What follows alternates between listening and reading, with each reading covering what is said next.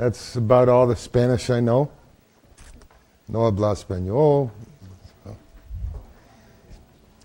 Next year, I hope to do this seminar in Spanish. So I'm going to study for 1 whole year and come back and do the seminar. Do the seminar in Spanish. So, with your patience and permission.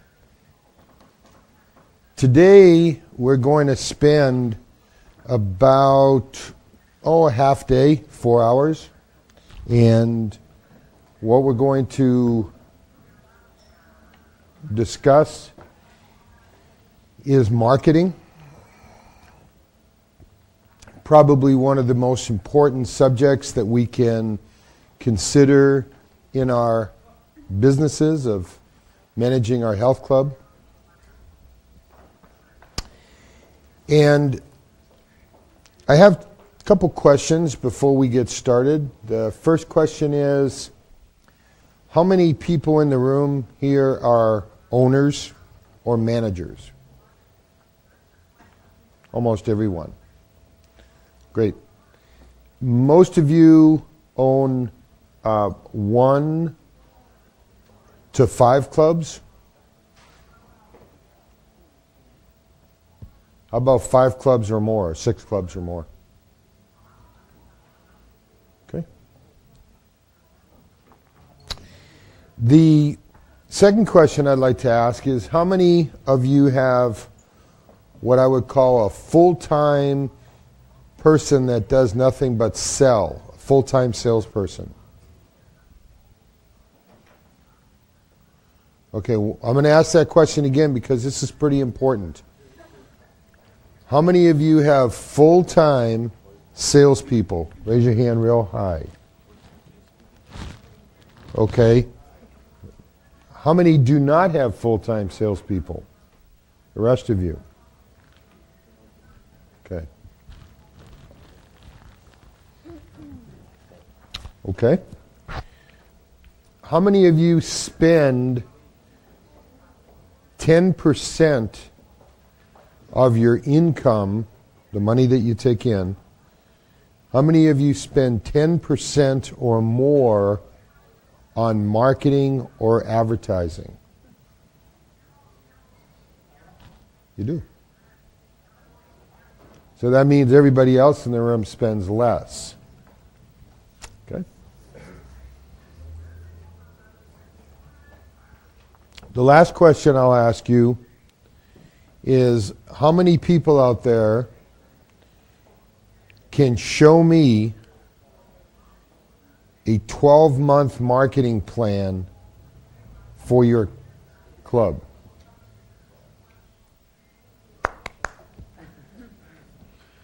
Anybody else? We got 1, 2.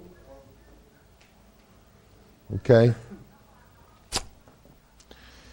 So, my company is called CMS. And we're in 60 countries around the world. And we have over 1,000 CMS clubs. And the most important thing that we feel a club manager can do for their club is to run your club by systems.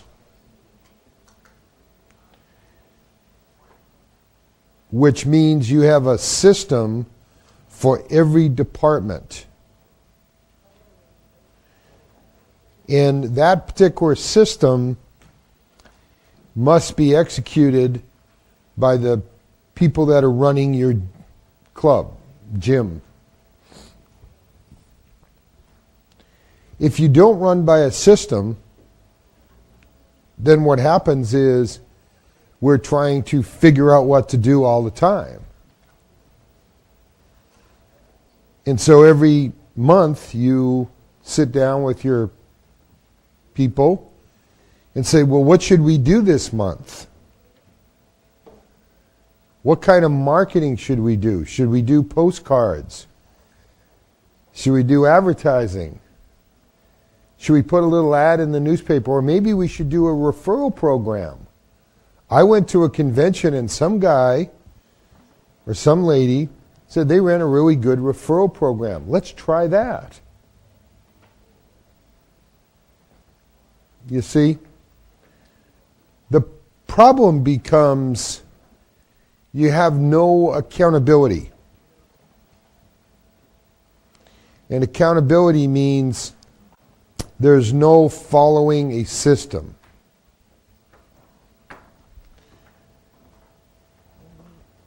And so what we've tried to do with our club owners is give them a system for everything.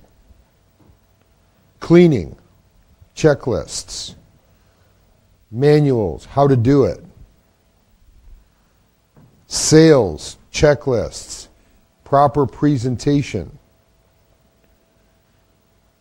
how to do it, how to write out your report, and of course marketing, checklists, how to do it, how to make everybody accountable. Does that all make sense? Oh, I have a language, even though I don't speak much Spanish. Estudio español en escuela 3 años. When I was a kid.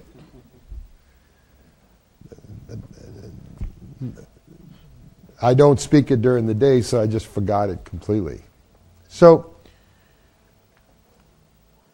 the one thing that I think we can help you with in marketing is to teach you our system. And that's what we're going to cover this morning. And so when you get back to your gym or your club, you could start to implement this system a little bit at a time until all the parts are put in place.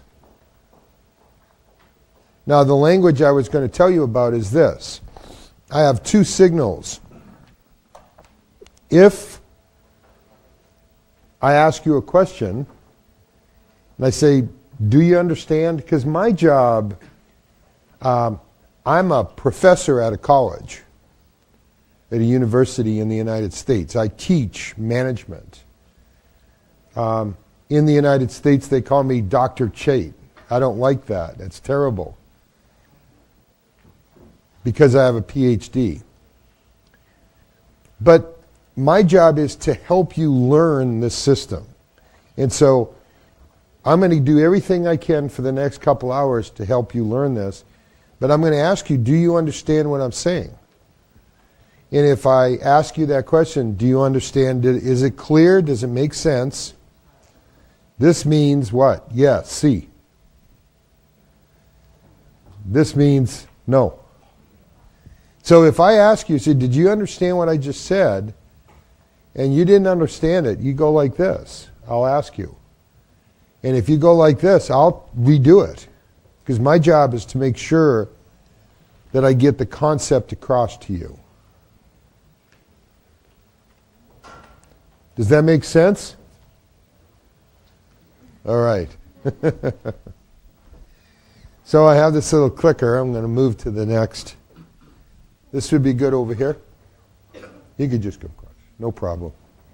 No problemo. Yeah. Perfect. Yeah. Oops, this one. So we start with today with who is today's consumer, the customer? Who are they? Where do they come from? What do they want? And it's really important. How many people were here yesterday? Okay, remember the story I told about John and Mary and the pedometer? It's really important to understand our customers. All too often we build a gym because we want to be in the gym business. Think about that. Remember, I have 1,000 gyms that we work with. And I talk to 1,000 gym owners every single year, many times. Many of them tell me they're in the gym business because they want to be in the business. Not because they thought it was a really profitable business or the people in the community wanted it. Most people are in the gym business here because they like that business. Quite frankly, that's what got me into the business. I liked it. How many here in this room are in the gym business or the fitness business because you like it? Raise your hands. See? Look around.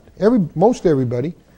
How many in the room here got into the gym business just because they thought it was a good business but don't care that much about fitness? Raise your hands. Get out. Everybody's welcome. Everybody's welcome. But see, only a couple people thought it was a good business and they entered it just because of the business aspect as opposed to liking fitness, sports, those types of activities, and going into it because it's a passion. And that's a key word here. A key word is all the time is going to be passion. And I really kind of believe that if we don't have a passion for our work, and I don't care what it is, whether it's a restaurant or whether it's a fitness center or automobile dealership, it doesn't matter to me what it is. I think if you don't have a passion, very difficult to be successful. So one of our jobs is to spread that passion to our workers, spread that passion to our members. But let's talk about our customer right now. Who is your customer?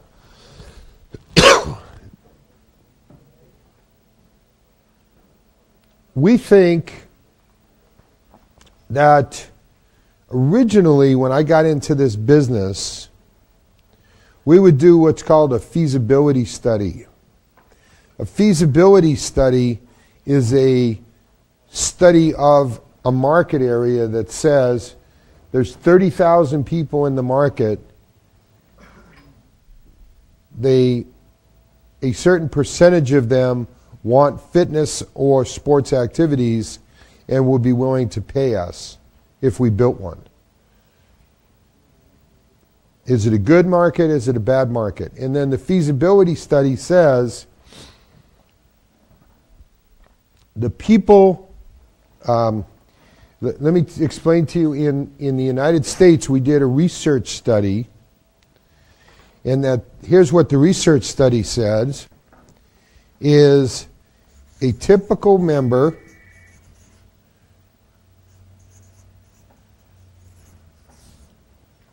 clientes, right? A typical member has several characteristics. One is education level.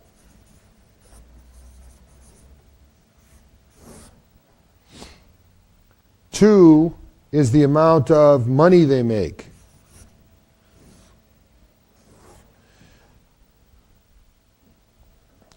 And we find in our study that the higher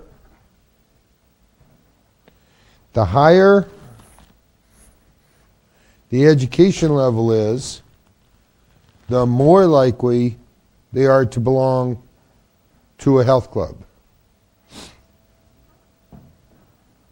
And I'll give you some percentages in a few minutes. The second factor becomes money. The higher the money they make, once again, the more likely they are to join a health club.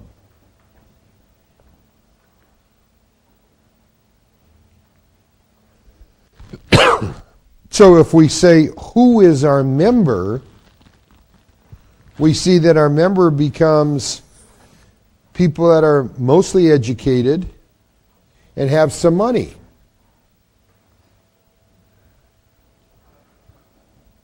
Now, how do we prove this to be true? The way we prove it to be true is to study what's called demographics. Demographics is research about populations.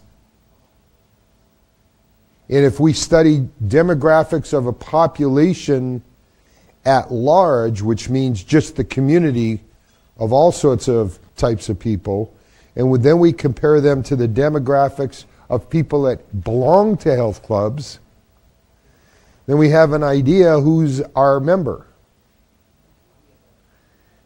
Then we do it in a practical sense, and in a practical sense, we see that this comes true. And I'll show you an example. Beverly Hills, California, 90210. What is it? 902. Beverly Hills, 90290, or whatever that zip code is. They have that TV program. Beverly Hills in America is maybe the richest community in the country. The income is ridiculous and everybody there has a lot of money. So money is at its highest level. The education level is very high. Most everybody in Beverly Hills, most everybody, has gone to college and then some more. So the education level is very high. 24.8% of the people in Beverly Hills belong to a client. And most of them have their own personal trainers. And also most of them have gyms in their own home.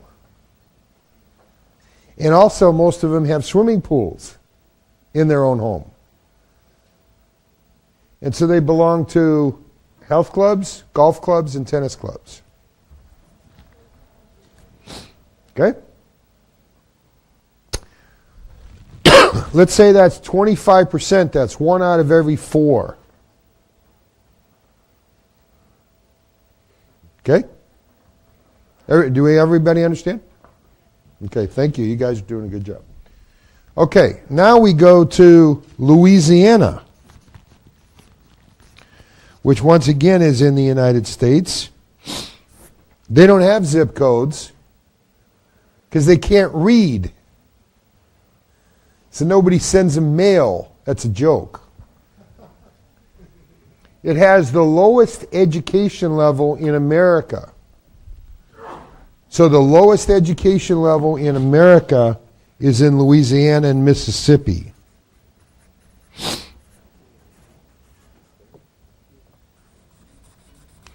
In this one particular town I'm thinking about. There's a word that I hope it comes out. It's called the literacy rate. Literacy rate means you can read. And I think everybody in this room takes it for granted, which I do, that everybody can read. That's not true. It's a little surprising because, most of the people we hang out with are all educated people and they read and so forth. But the literacy rate of readers in Beverly Hills is basically 100%. The literacy rate in a place like Louisiana, Mississippi might be 80%. That means 1 out of every 5 people cannot read English or any other language.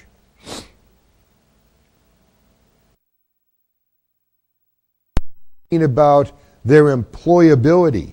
Can they get a job if they can't read? And if they do, what kind of job can they get? Not very good. So what happens is the education level is low. Obviously, the money is low per person. And therefore, this now becomes about 6% of eligible adults. So as the education goes up, we have more members. As the education goes down and the money goes down, we have less potential members. The average in America is about 13% of all Americans belong or participate in some kind of health club activities. So when we do a study and then we go into a community, we look at the education level, the financial level, and then we take an estimate of what percentage of the people will probably belong to a club. Simply put. Very complex. We have it on the computers, shove in the formulas, and there's sliding scales and on and on and on. But that's the easiest way to understand it. I was told that a country like Argentina, and would you correct me if I'm wrong? Okay. You said something, I thought you said something about 2% of the population belongs. Is that correct, Guillermo? 4? 4%. Okay. So 4% of the people in Argentina, let's just take that as a fact. We're trusting our resource here. Let's just say 4 or 5%. That's low compared to what we get in the United States. Now, is it because the people in Argentina don't have any education or money? I don't think so. I've been involved, we are involved in China. We are involved in Russia. We are involved in countries that we call evolving societies. And in an evolving society where health clubs are not part of the culture, then we're going to get lower numbers. And the reason we get lower numbers is because people, this is going to sound very strange to you, people that are out there don't understand why they should become a member of a health club. Does that make sense? Does that make sense? It does, okay. We have found in Sweden, Denmark, Finland, and Norway, CMS has 200 CMS clubs in those 4 countries. Those 200 clubs are very, very successful. The reason we think they're so successful is because the people in those countries are highly evolved in the consideration of health and fitness. They understand it. They get it. They have a high level of education. They have reasonable amount of income to spend on it. They understand it. Health and fitness is part of the culture. And so we're up around 12%, almost as good as the United States. Now, the other thing I'd like to share with you is my first job in the health club business was in 1965. My first job was in 1965. Except for this guy here and that guy over there.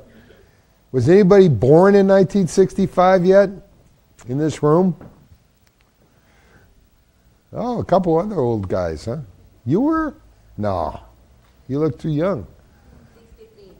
63, okay. Well, I graduated high school, high school in 64, so. So if we go to 1965, I got my first job in the health club business. In America, the health club business in 1965 was quite primitive. Now, when I say primitive, here's what I mean. Think about this. Take your gyms right now, your clubs, and take all the cardio out. Why?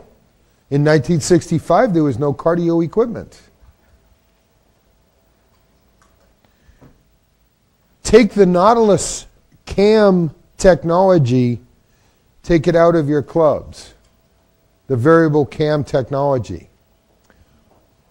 There was no technology that had been discovered yet because Arthur Jones had not discovered Nautilus, and Augie Nieto had not discovered life cycles. And so we would go to a gym and there would be nothing but, guess what? Weights. Free weights. Pardon?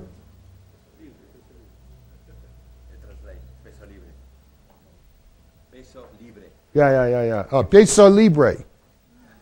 Free weights. And the gym was about $19, $18 per month, US dollars. And the only people that belonged to gyms were like weightlifters.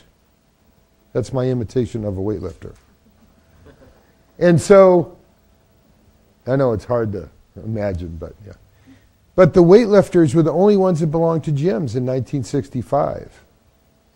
Okay, think about that. 1965, 75, 85, 95, 205. That's less than 40 years right now. Our American industry has grown to its level of sophistication. And we're pretty much the leader in the world. That's a young baby industry. So you see, today, we are hugely advanced from those days. Hugely advanced. We have computers in the machines, televisions in the machines. And so, fitness now is part of the culture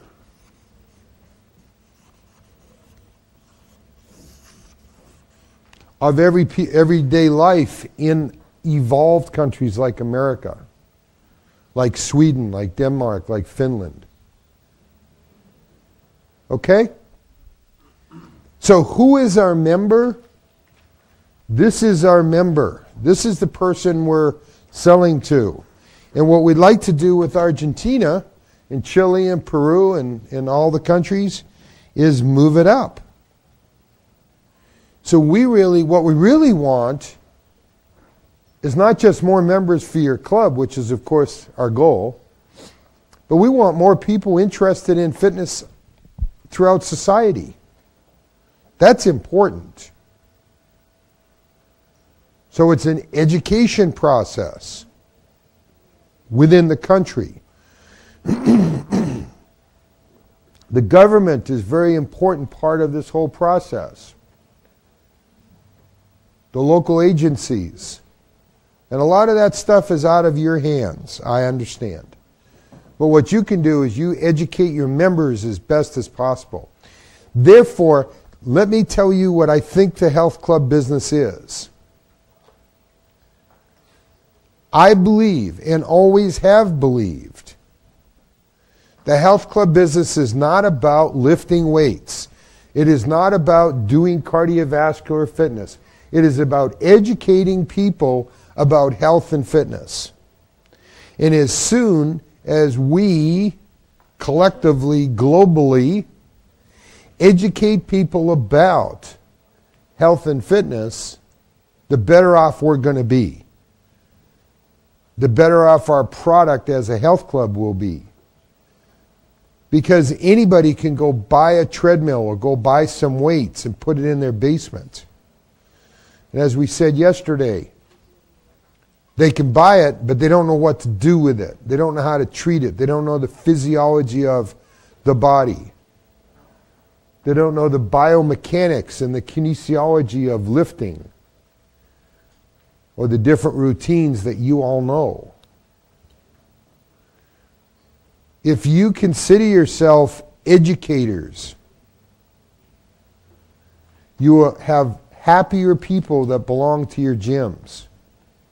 If you educate them on the process, and you're all probably the smartest people in the country regarding these subjects. And if you're not, the people that work with you might be. So if you administer an education program that is your membership, then you're giving people what they really want. And so we move from 4% to 6% to 8% to 10%. And if we can get 10% of all Argentines and Chileans and Peruvians to belong to health clubs, look what that does. It improves your marketplace by 6% or 7% or more. So,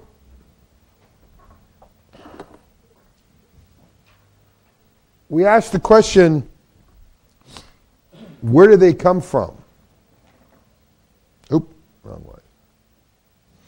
And here's where they come from.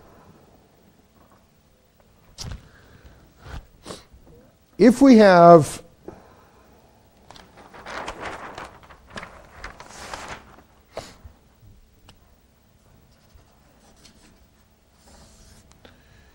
a health club called A, Gym A, and we put it right there.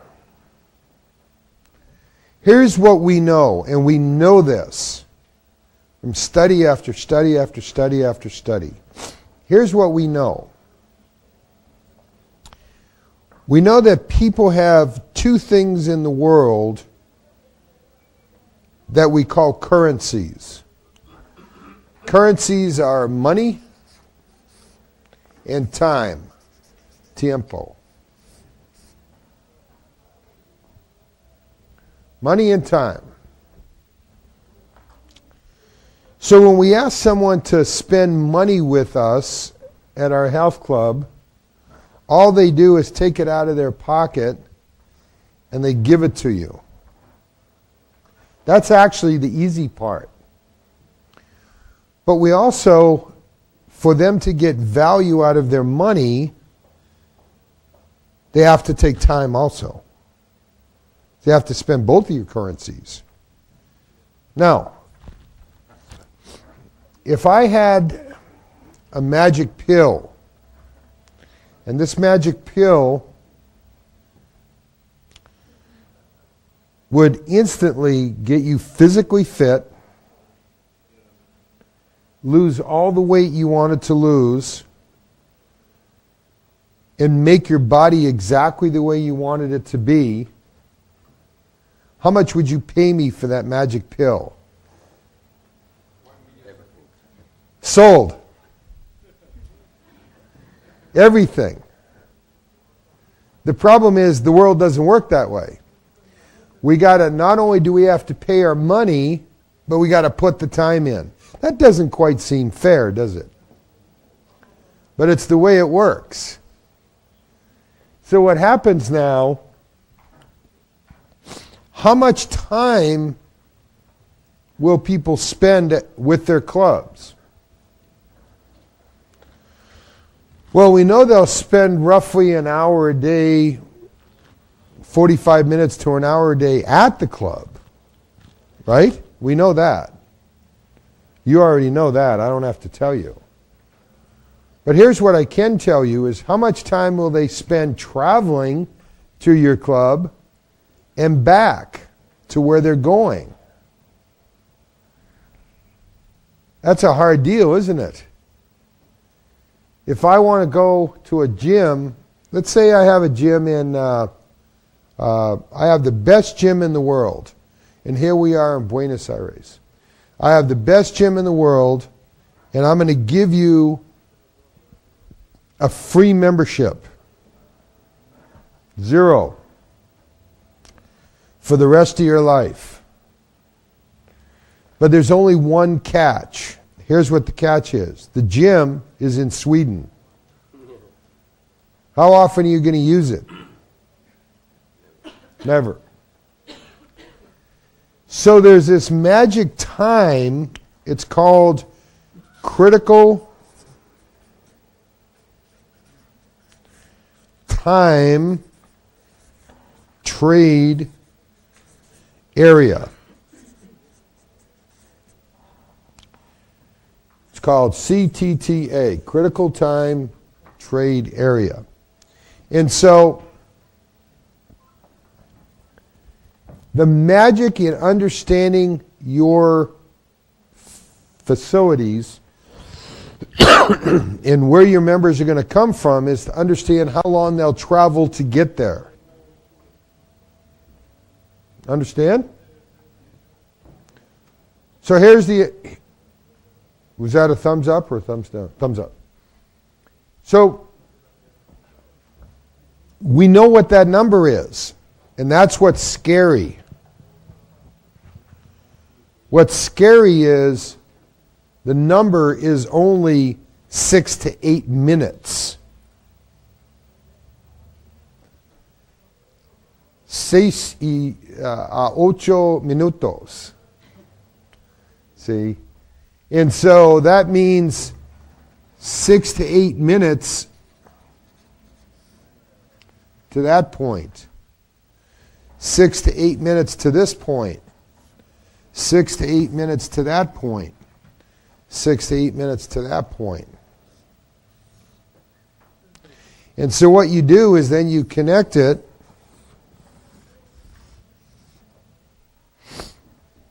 that area is called your isochrone.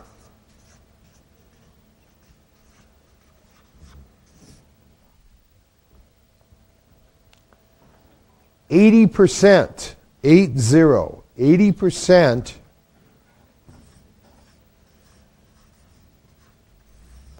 of your members will come from your isochrone.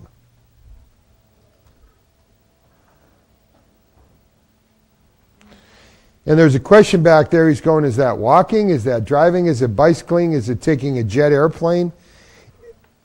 It's how they get to your club. It doesn't matter. In China, they bicycle. In England, they take the trolley, public transportation. In America, in the suburbs, everybody drives. Downtown New York City, they walk. So it's however they're getting there. Then, of course, the next question is, if they drive, what about traffic? What about stoplights? What about them? Still 6 to 8 minutes. So that means if 80% of your market comes from here, 20% will come up from out here. But you can't live on 20%. You have to live on the 80. So what's going to happen is, if somebody's smart, they'll build Club B. And that guy has his isochrone. Then you have Club C. Then you have Club D. You might even have Club E. And you might have Club F. Each one has their own isochrone. And they start hacking it up. It makes it a tough business.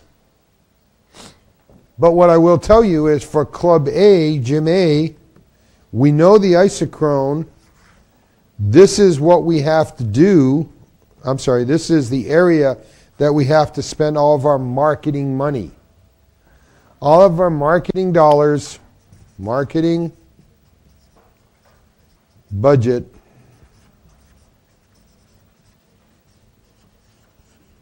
%, gets spent inside the isochrone.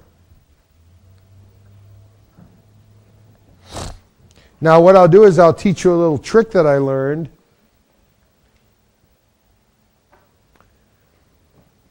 We have a health club in Omaha, Nebraska. That's right here. And he has a lot of competition. And he has a limited amount of money. So what we did is we said, how do we get more people out of the isochrone without spending any more marketing money? Well, what we did is we actually reduced his isochrone to approximately 3 minutes.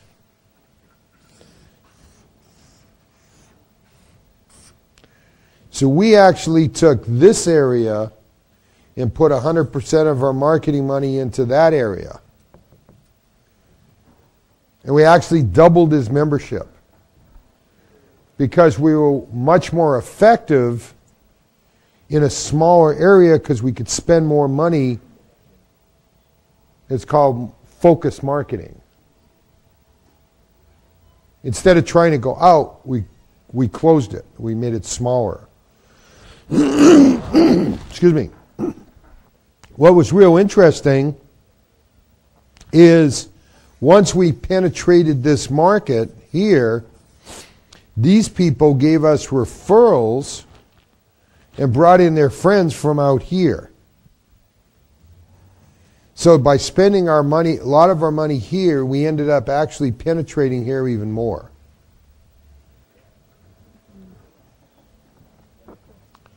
So does that make sense? See? Okay. So if we, there we go. If we look at Club B up here, we see the isochrone is blue.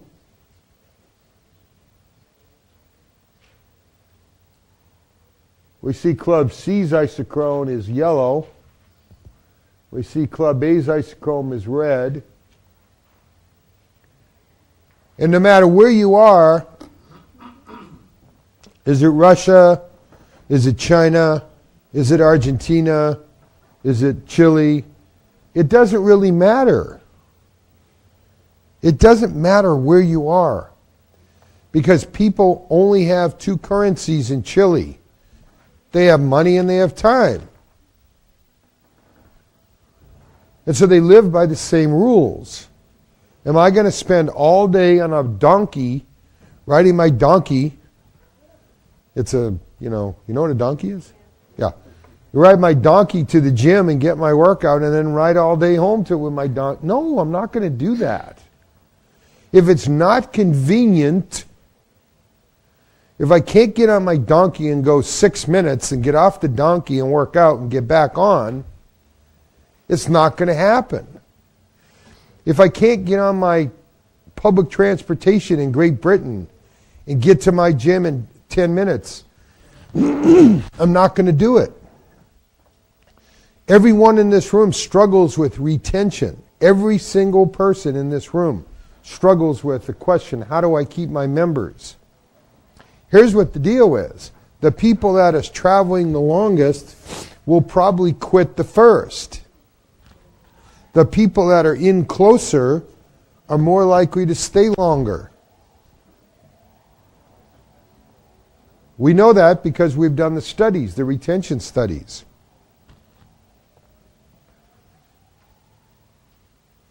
That's where your members come from. Those are the rules of engagement.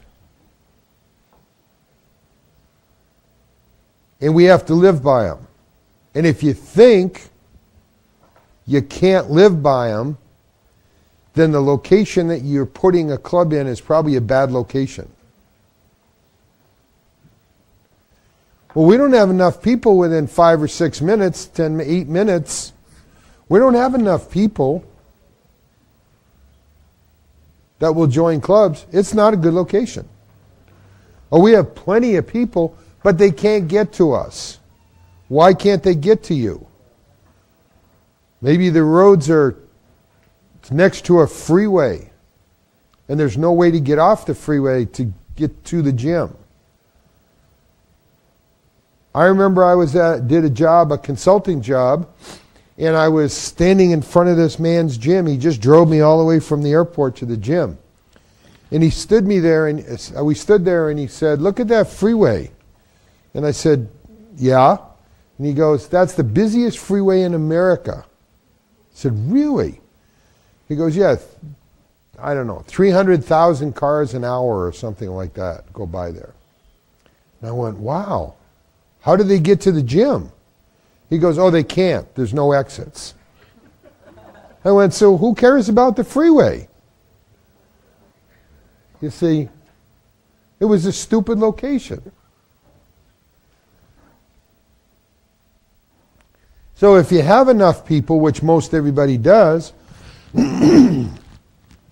our challenge now is then to get them in the front door. And once we get them in the front door, we got to sell them. Remember I asked you about salespeople. I said, who sells memberships? The reason I ask you that is this. When I first started in the club business, when I first started giving seminars, they were sales seminars. And I would say, who has salespeople? And nobody would raise their hand. And I thought, how are you going to sell memberships without salespeople? How do you sell computers without computer salespeople? How do you sell cars without car salespeople? And so it took about 10 years to get past that. I really don't want to hire salespeople because I don't want to put the money in. The problem is if you only have 500 members and you need 1,000, you'll never get from 500 to 1,000 without salespeople. That really becomes the problem. So it's a chicken and egg, which came first. Because this is your marketplace. There's not an unlimited market. There's a finite or a defined number of people in there that are going to join your club. Now, why do I say that? Because let's give Argentina 5%. So 5% of the people here are likely to join your club. What happens if somebody comes in and you make a bad impression?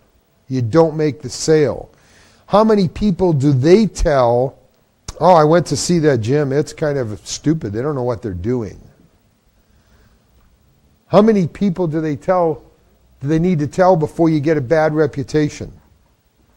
Well, I joined, and in about 3 weeks I realized they weren't going to help me, so I helped myself. Well, I think I'm just going to get a set of weights and put it in the basement. Or we'll go do something else.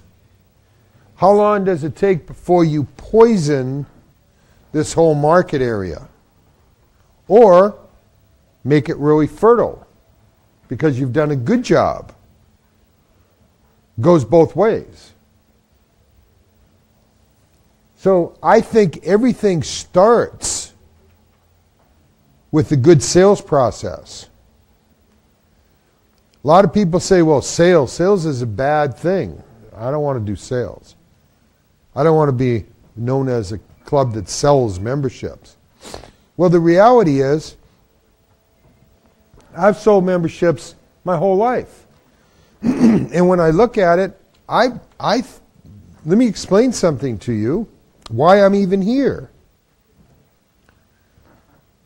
I'm here because of one thing and one thing only. Because the plane took me here. I don't know why, but the plane didn't. No. I'm here because I truly believe, have always believed,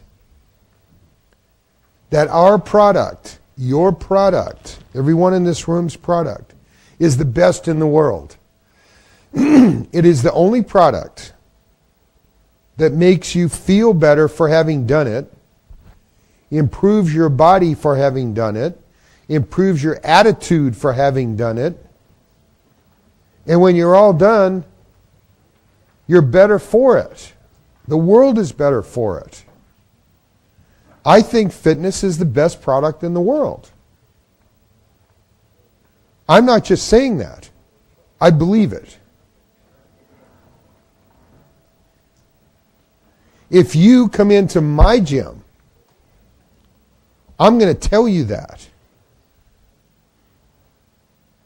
And I'm going to tell you that if you don't get started, you're missing out. Your life is worse for not being participant in fitness, for not being involved in health.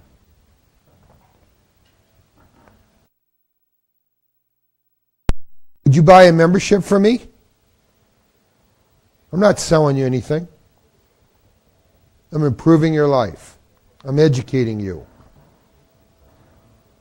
Is that a good thing for a customer to come in here? I think so.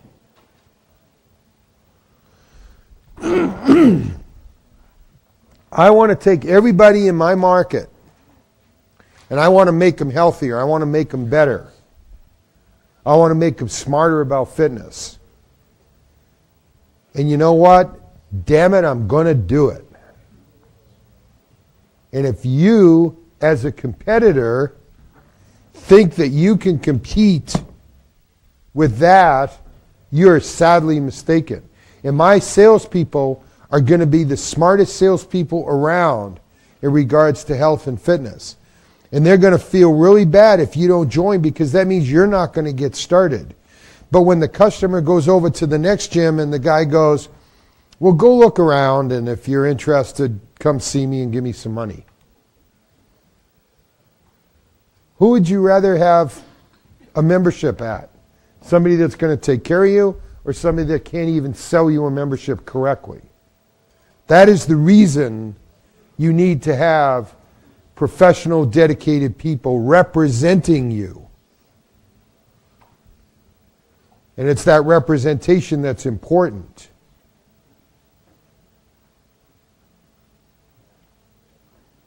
I couldn't do it any other way. I don't think it works any other way.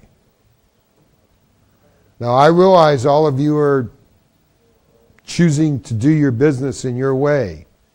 I'm telling you what I think is the best way. And then you can make decisions as to how close you want to come to the best way. So as we move along, within our isochrone, we want to have a point of differentiation. You need to have a point of differentiation. We want to start with value. What is value? Valor. What is valor? ¿Qué es valor? All right. Next year, I'm telling you, I'll do this in Spanish. ¿Qué es valor? Valor es, I don't know. So, value is cualidad a la precio, correct. Value is quality at the right price. Delivering the product that the customer expects at a price that matches, and I got to be very careful now, matches what their expectations are. I was told, how many people here, I'd like to ask you some price points. How many people here is your membership under, I have to do it in dollars because I don't know pesos, maybe $25, is that like 75 pesos? Yeah. How many people in the room have their membership under $25 or 75 pesos, below? Raise your hand high so I can see. ¿Cuántos? How many? 70, so it's just almost at 25. Es un promedio about $20. $20.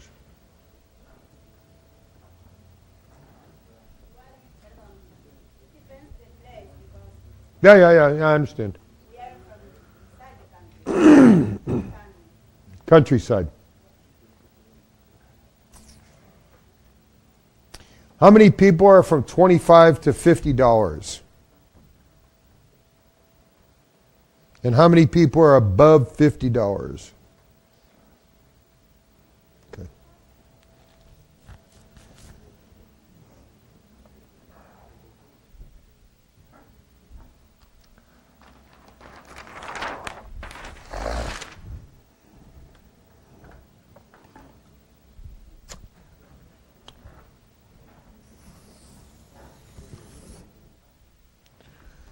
Okay, we're going to talk about pricing.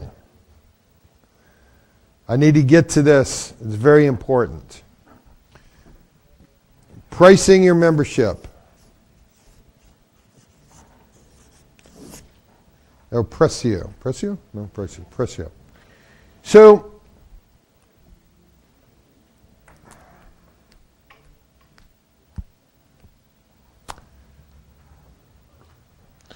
what's your name? ¿Cómo se llama? Mariana? Sí. Mariana said something that was very important. She said, well, it depends where you come from. We're from the countryside.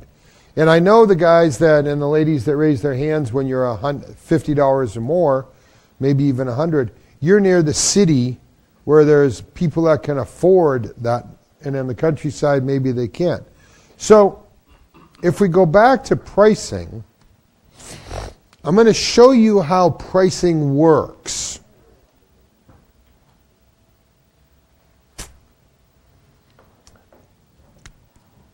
When we have our money, we have 100%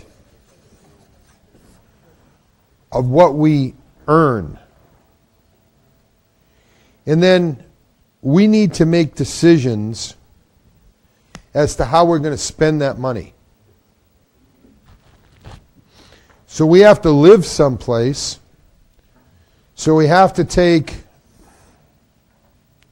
a piece of this pie and pay for our house or our apartment or shelter.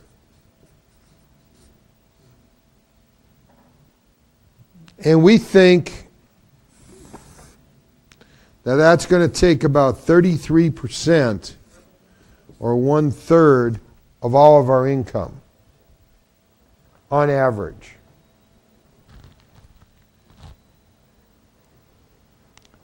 Then we have to have transportation.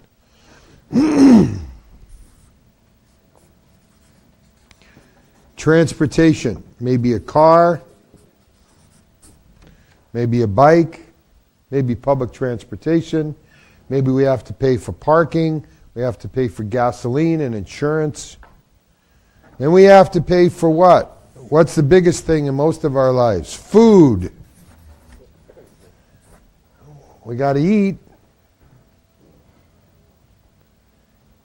Then we have other things like kids. Kids takes up the whole thing, but let's just say kids, children. I have 4 children, and sometimes it seems like I have 25 of them. They're all walking around like this. I'm at college, Dad. Can I have some more money? Then we have, in some cases, insurance. And then we have other things. Does anybody ever see where the health club business is? The health club business is like this little slice here. It's 1 to 2% of our income. Okay, now if we go way back here, it's 1 to 2% of the people that are within 6 to 8 minutes away. And if their income is down low, Mariana, this is what she said, it depends where you are. If you live in the countryside and the income is very, very low, or if you live in the city and there's people that have a lot of money and a lot of education, then you can keep it up. So, if we go in here and we find out the average household income,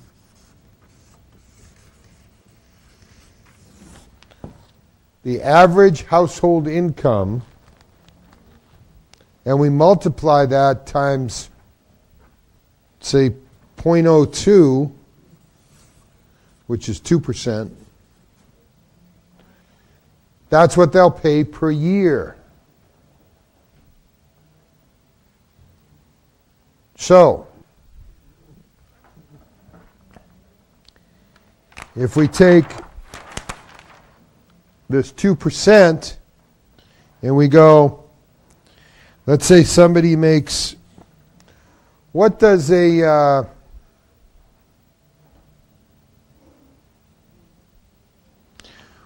professional person typically make per year in, let's say, Argentina? Let's say an accountant or a lawyer or something like that. How many?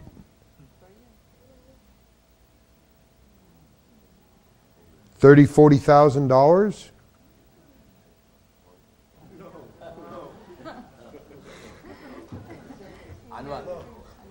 Annual.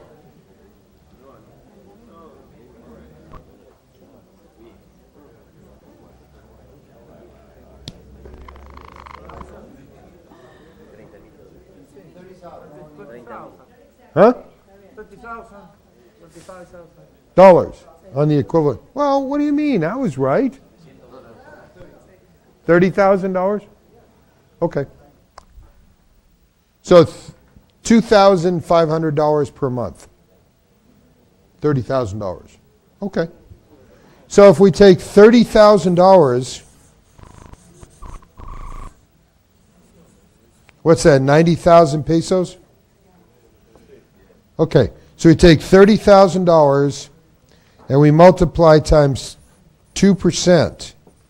That's $600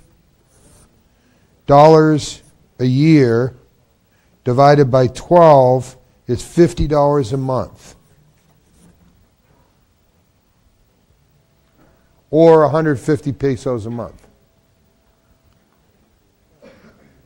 That's what you would price it if the average household income was $30,000. And that's what Marianne said, depends where you are. It all goes back to this. If the average household income in here is around $30,000, then you could charge $50. If it's $15,000, you probably can charge $25. If it's $7,000, you're probably going to charge $10 to $15 and you won't make enough money. So you're probably in an area that's not a good area. But people are not going to spend much more than 2% of their income on a health club membership. Because eventually what will happen? They'll think it's not worth it and they won't buy it. They'll give it up. Okay? What about the family? This would be the average household income. The question was, what about the family? The average household income will still only spend about 2%, whether it's an individual or a family.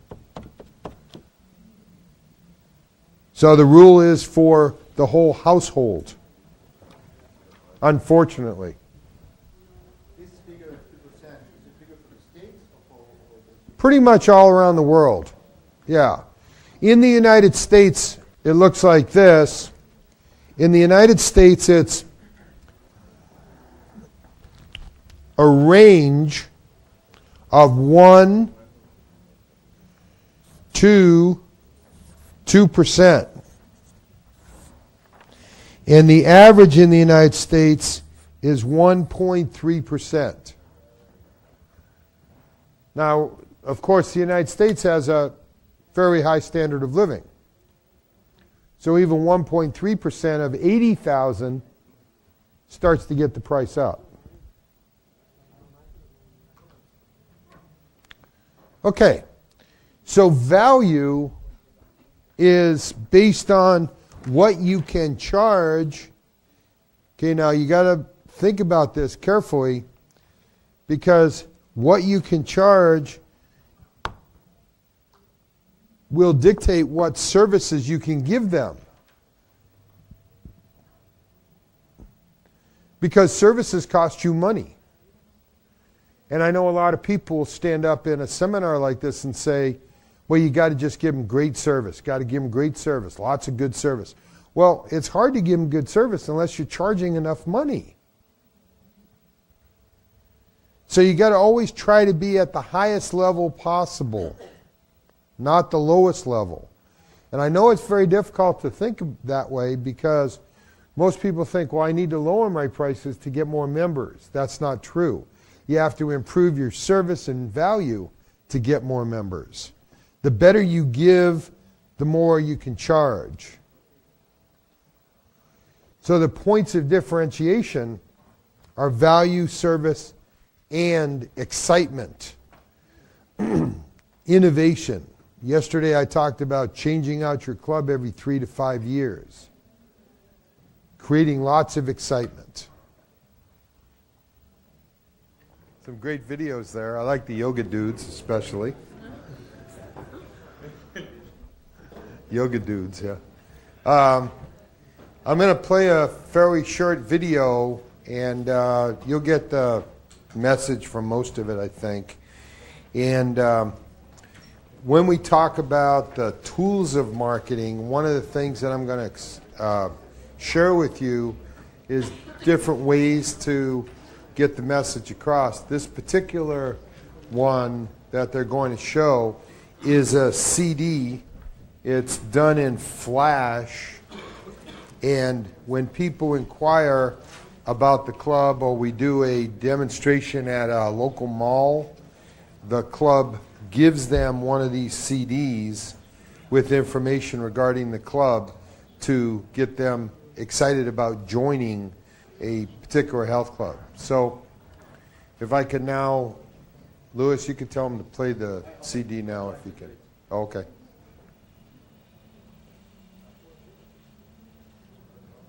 And while we're waiting for them to start, I also have a headset, and if you ask questions in Espanol, I will put this on and they'll tell me in English. So you can ask questions in Spanish.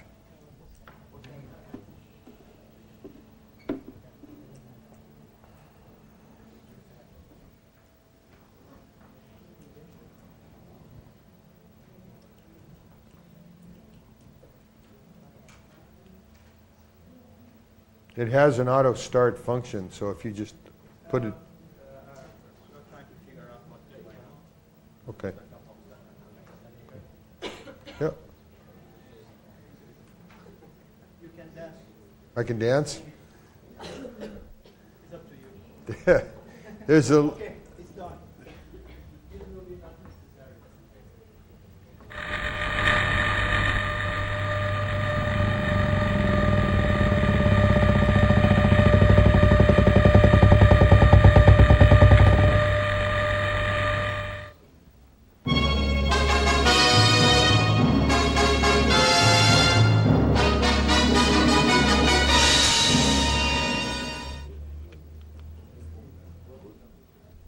You have to click there.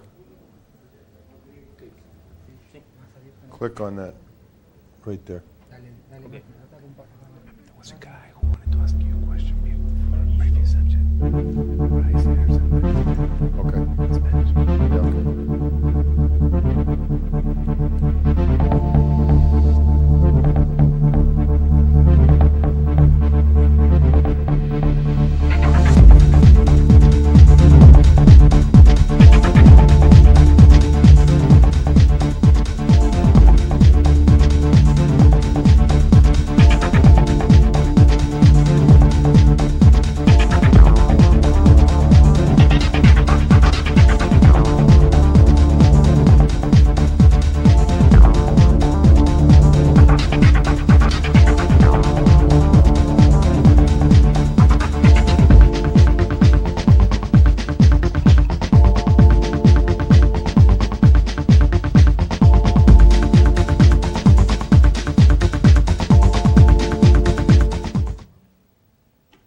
Are you the kind of person who never thought the words fitness and fun went together?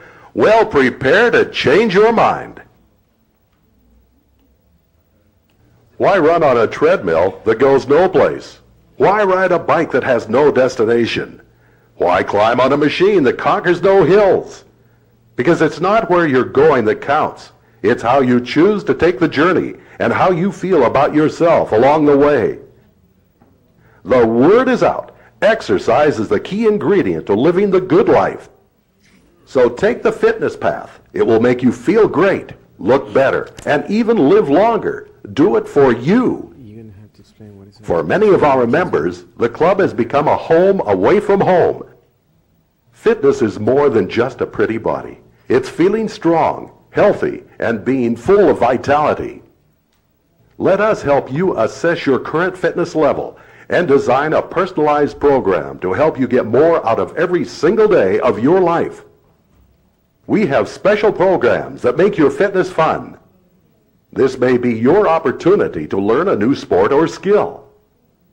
It has become apparent that exercise is the miracle we all have been waiting for. In recent studies from all over the world, it has been shown that exercise, even on a moderate level, provides us with significant health benefits, from living longer to preventing diseases.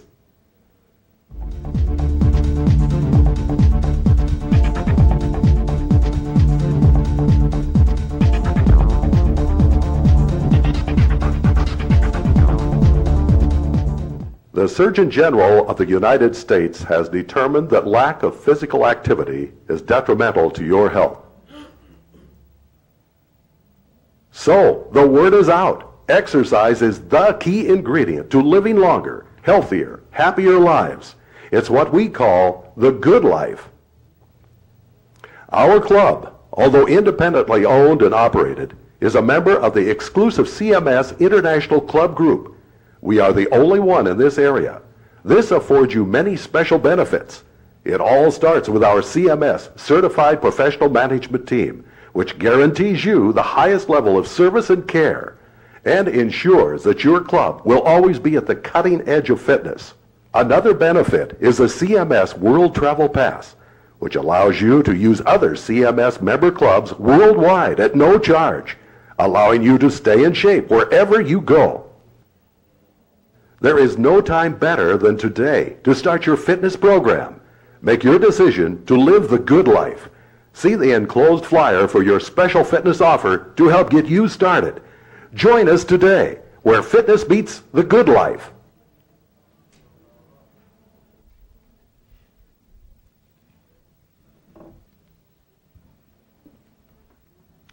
I understand that it was going too fast to be interpreted into, translated into Spanish. What the CD is a promotional piece that cost a few dollars for the club, and they buy them in large quantities, and then they give them out with the idea that this gets them, the prospective member started thinking about why they should join that club. Then inside the package is a promotional piece, and later on I'm going to show you a similar one that we use for corporate memberships. Now, what the message is on this particular CD is join us. By getting fit, you'll lead a better life, a healthier life, a happier life.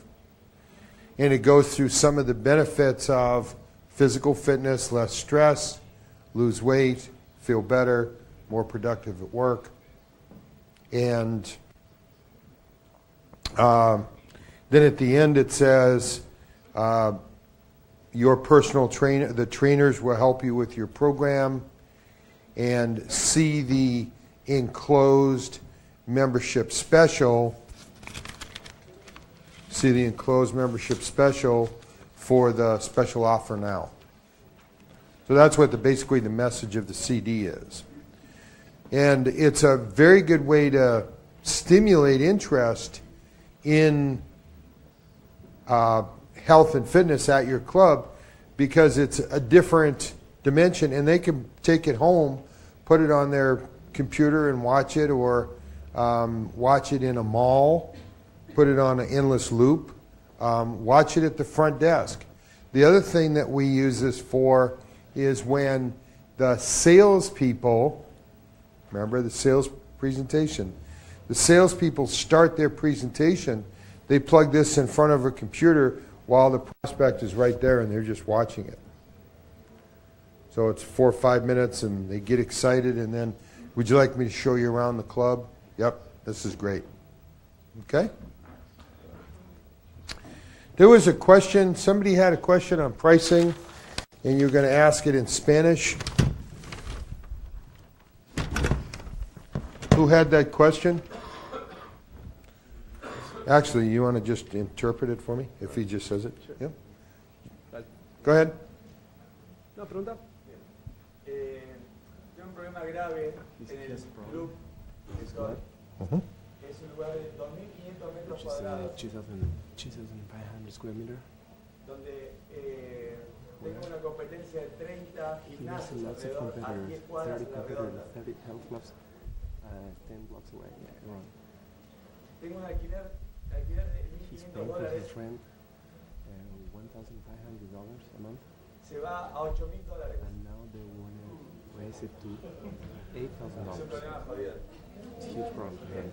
Okay. Me pregunta, The question is, sería una inversión, la idea es una inversión muy grande en lugar he para made poder a cobrar huge una cuota investment. de 120 pesos o He's 40 planning to dólares. invest a lot Pero of money. si la zona no da, He's no puedo planning. hacer esa inversión.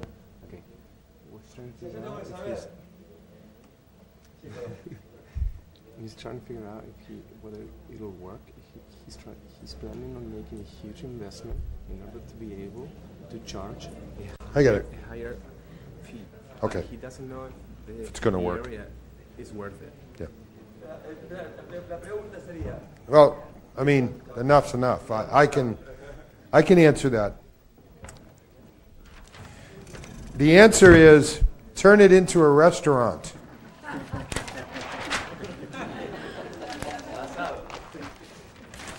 Everybody needs to eat. The problem becomes you have to look at, it's very difficult. But the answer is easy. The answer is easy. You have to look, does everybody understand this question? Okay.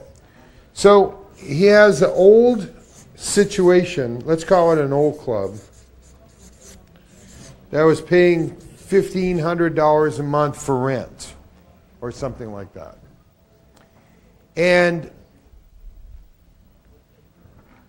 you have so many members. ¿Cuántos 1.400. What? 1,400, okay. 1,400 members, clientes. And 1,400 clientes. How much is your dues? El precio para... Promedio. An average of 50 pesos. Con actividades separadas. La atención directa. He says different activities. The average is below $20. Okay. Okay. Let's just say $20 or 60 pesos. Just on average.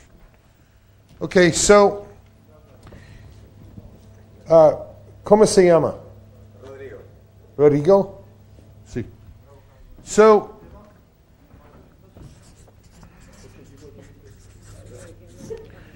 okay, so right.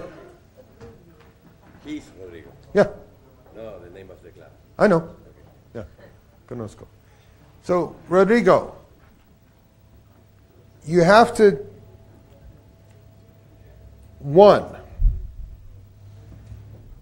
try to, if they're going to go to 8,500, correct?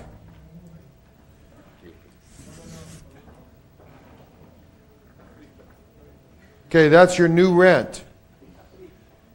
If they're going to go to 8,500, you have an old club and you have a new club.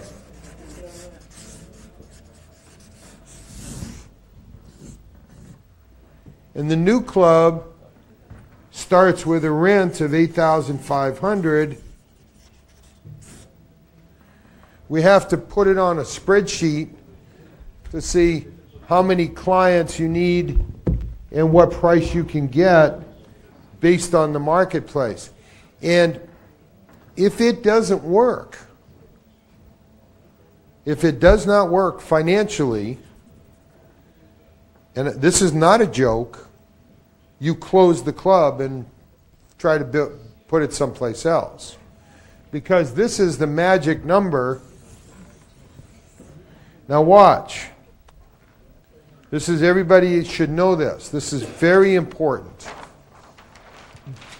This is the most important thing I've ever learned in the club. The second most important thing. If this is Rodrigo, this is your income. Right here. Watch this pie. 20%. 20% is all you can pay for your rent and loans.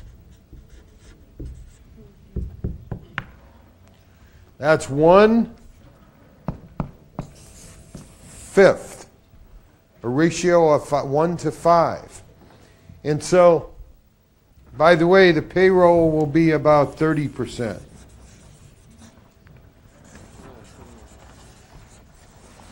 So if we go back here and we multiply this 1,500 times 5,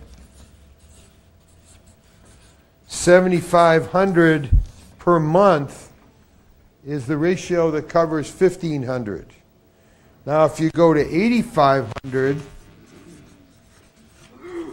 times 5, look what happens. You need 42,500 per month as opposed to 7,500 to cover it. Because you need a lot more members. You need improvements. You need all sorts of things that are going to cost you more money to make it right to cover that rent. And so if you cannot produce 42,500 or at least 80% of it, 35,000, it's not a good deal. You're going to go broke. You'll lose too much money. This is absolutely, I got to make sure I use the right word here. This is the most important ratio you can ever use to evaluate whether a project is going to be a good project or a bad project. Okay? And so everybody out there should evaluate your rent and your mortgage based on Rodrigo's question, that your rent and mortgage should be 20% or less. Or menos. Or menos. I know you don't like that answer, but that's the real answer. Now, if I were your consultant, I would ask the question, why is this person raising it to 8,500 and can we renegotiate that? You know, and if you can't, you tell. Yeah, it's been happening to a lot of Yeah. Comprende. Understand? But what I would try to do is renegotiate it and tell them if we can't keep it down, we're going to have to move. And they may say, good, move. I have somebody else I want in that spot. That may be their reason. So I have to go to the rest of the seminar. Maybe we'll talk later. I hope that answers the question so it helps everybody. So, I would like to share with you something very important. We call this our ladder of communications. And this is a ladder, and this is the bottom of the ladder, and this is the top of the ladder. And if you notice, at the top of the ladder it says one-on-one. That means me talking to one person, one-on-one. The next item down the ladder is one on a small group. One on a small group, which is maybe 5-10 people. Even this is not too big. The third thing is one on a large group. And you notice the first three most important parts of communications is that you're in person. So the most important thing that your salespeople can do is make appointments. What is an appointment but a one-on-one visit? In person. And so you have a one-on-one visit at the club to show the club, and then you can discuss with them what it is that they want. Think about that now. You as a salesperson can discuss with your prospective member what is it that they want, why are they there, what is their goal.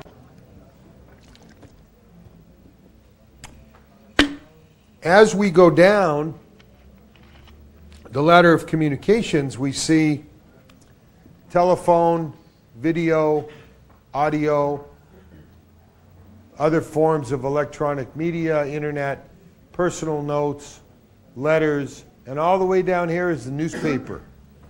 Way down there is the newspaper, print media. And so when you see the newspaper is down low, think, well, why would I advertise in the newspaper? Sometimes it's good, but the most important thing that you can do is make personal contact, turn it into a one-on-one appointment, and make the presentation. So we're going to use this as the backdrop for some of our other stuff. What is BBS? Belly. This is a belly. Belly-to-belly sales. That means in person. Como se dice belly? Panza? Panza. There you go. Okay, the structure of our system is broken down into three parts.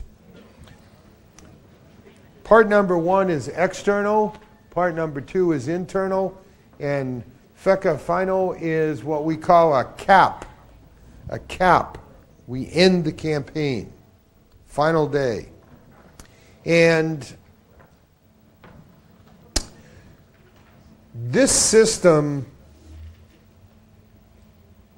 is based on a couple things. It's based on, number one, the fact that probably most of you have tried, and the key word here is tried. Most of you have tried a lot of these different things. And many times I'll have people say, oh, your seminar had a lot of good ideas. You know what my answer to someone that says, your seminar has a lot of good ideas, is you didn't get it. Because this isn't a bunch of good ideas. This is a system. A system works when all parts are put together, and the key word here is synergy. The whole is greater than the sum of the parts. So it's not just a bunch of ideas. It's a system that works together like a team would work. Does everybody understand that? That's really important.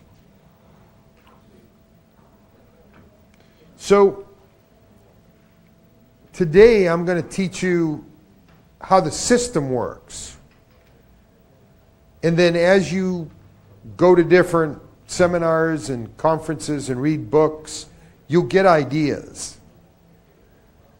And you take the ideas, they may be very good ideas, and see if they fit inside the system.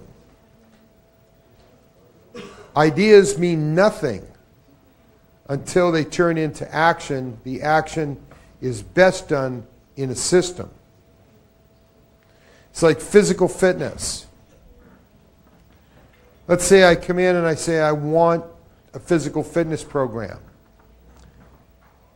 You're thinking, okay, I'm going to give this man some cardio. We're going to improve his eating habits, give him some strength, and it's going to work together as a system. You already understand that.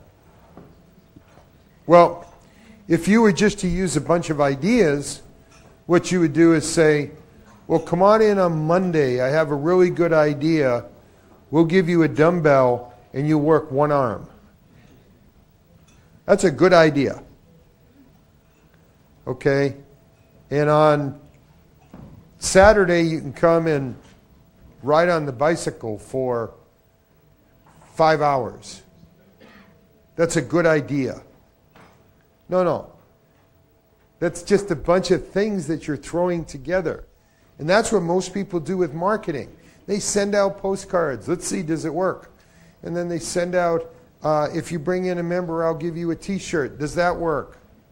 That's just a bunch of ideas and things that you try. And I know that's what you're trying.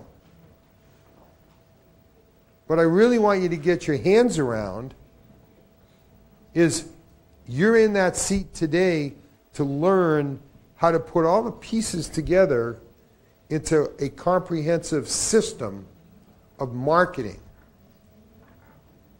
Okay, with that said, are we all on the same page? Does everybody understand? Cool. Muy bien.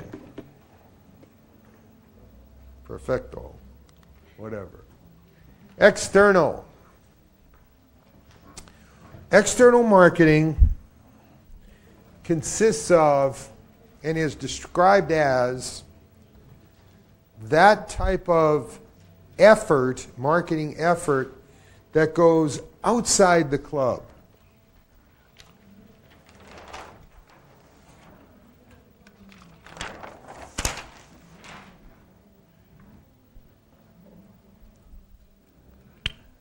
So here's your gym, your club.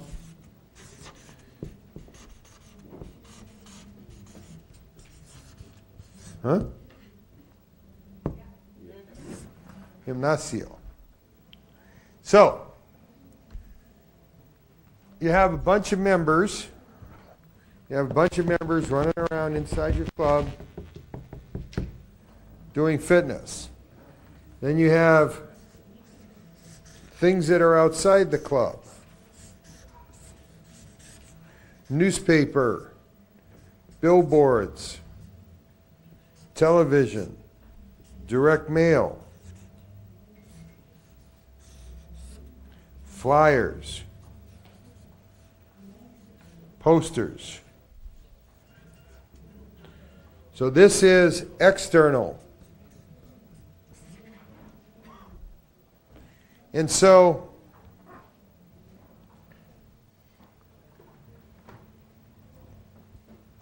the object of the external is to get these people interested.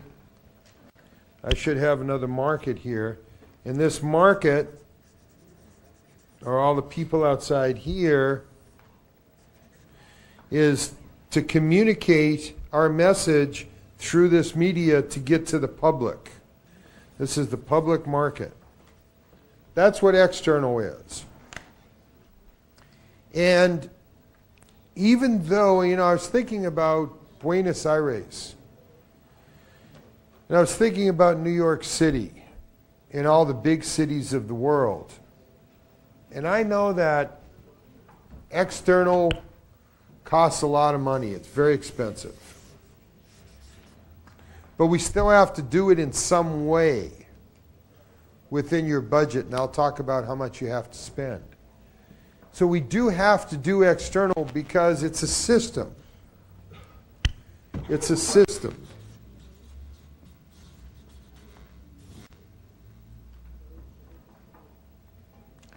And so now we take all these members and we run what's called an internal promotion by communicating with these members. And the idea is to get the members with this internal promotion to get people outside, their friends or associates, to come in the club. Now, think about this. Your internal promotion is telling your members to bring their friends, but their friends, must have some kind of external promotion to work with. So your external promotion must be going on at the same time as your internal promotion. So there's rule number 1.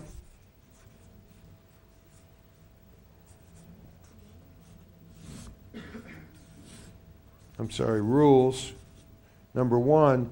External and internal start and end together. Because your members are telling their friends that you have a membership special going on and they should come into the club and try it out. That's why it's a system. That's why, in part, that it works together.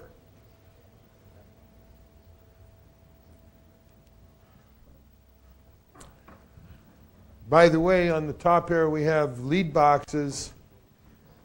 Those are little plastic boxes or little cardboard boxes that you put in stores near your club. It says, come on in and try the club out, or win a free membership or something like that. And I'll talk to you about those in a little bit.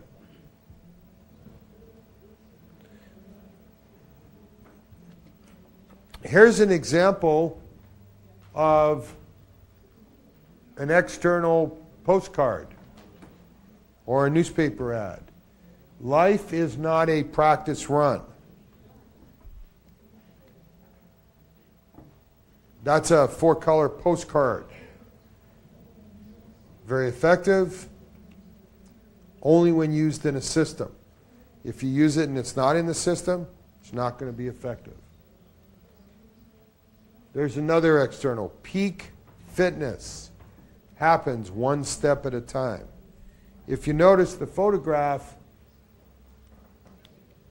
these guys climbing this giant mountain.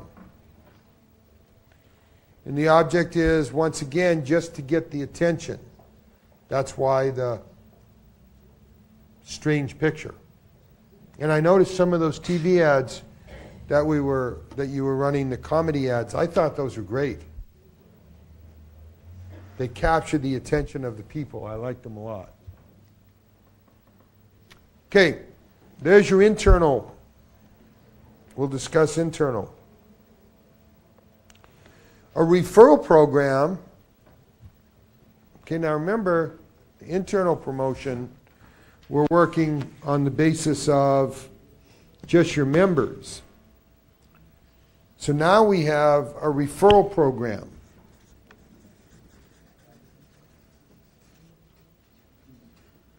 Now what a referral program does, or is that you're telling your members that if they bring their friends, and I'm going to give you some rules on this, if they bring their friend in and their friend joins, they are their specific sponsor. If their friend joins, they get a gift. So the referral program has some rules too, and I'll cover those. The referral program is every referral gets a gift. Every single referral gets a gift. A t-shirt, a bag, a mug,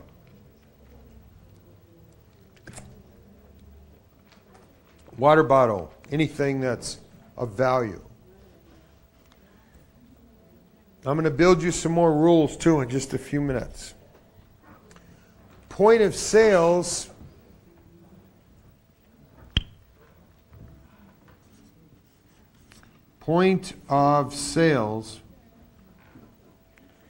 means when people join your club, at the time they join is the time they're most excited. That's the point of sale. At the time they join, it's the time they're most excited. When they're most excited is when they'll give you the most referrals. So at the point of sale, you're going to, and I'll show you in a few minutes, ask for 3 names on the contract. Okay? And I'll get a few more rules to that one as well. The third one is bring a friend program. Bring a friend program. During the day when you're running the club and you're moving around the club, there's a thing called a courtesy list or a bring a friend program card. What you do is you keep these cards in your pocket. And as you're walking around the club, as you see somebody that might need help or you say hello, say, by the way, if you put your friends' names on here, I'll make sure they get a free guest pass.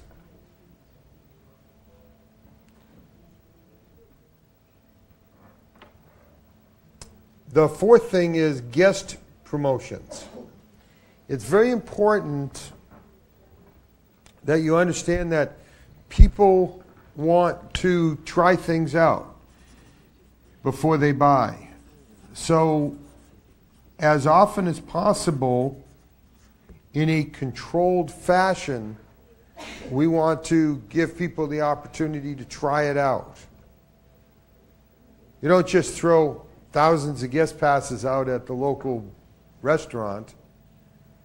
They need to be qualified. It needs to be by invitation, and they need to check in with you when they come into the club to try it out. So number 3 is bring a friend.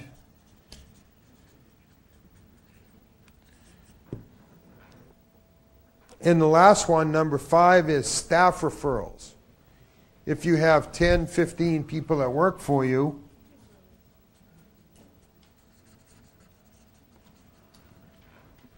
then your position is simple. You want to reward your staff members.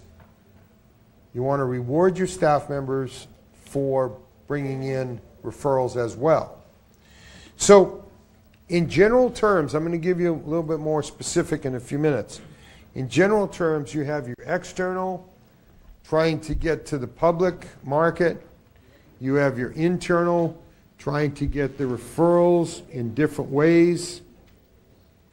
And they're working together. The external and the internal start and end together.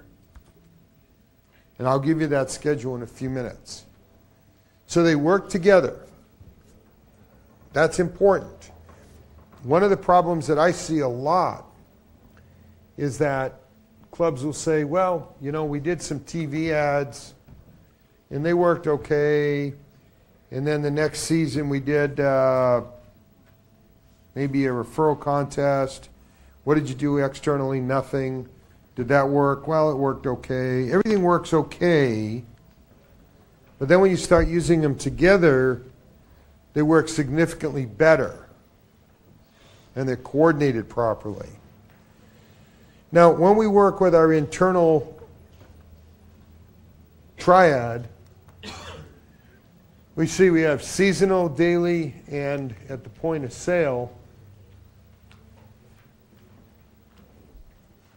And if you even coordinate your internal promotion properly, you see that all members seasonally are hit with 2 or 3 big promotions a year. And that would be the referral program. 2 or 3 big referral programs, and I'll show you where those go.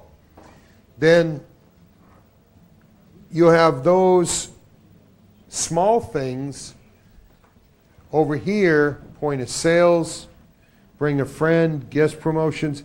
These are going on every single day. So it's a constant effort. It's not just a once, give it a try, see how it goes. It's part of what you do every single day of your business life. Do you get that? Now I'm going to challenge you. I challenge you to really be honest with yourself. Really be honest with yourself and think, are you really doing this? And I would bet virtually no one in the room is doing this completely correct.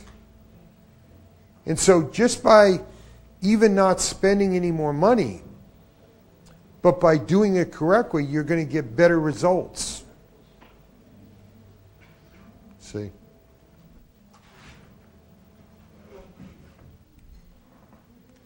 Here's an example of internal. You know the importance of a healthy lifestyle. You already belong to a club. How about your friends? And one of the things that we're going to say here is these rules of the referral program is 2, you have to have what we call a cause for response or a way to respond. So if you notice, you say, well, bring in your friends. It's not just enough to say, bring in your friends. You have to give them something to cut off and leave at the front desk. These are my friends' names. Give them a call, send them a free guest pass. And then here's the prize as a thank you. Over here it says, each referral gets a gift. There's your gift. And over there is what's called the grand prize, and that is win a trip to Hawaii or win a trip to... You need a grand prize. Win a trip to Montana.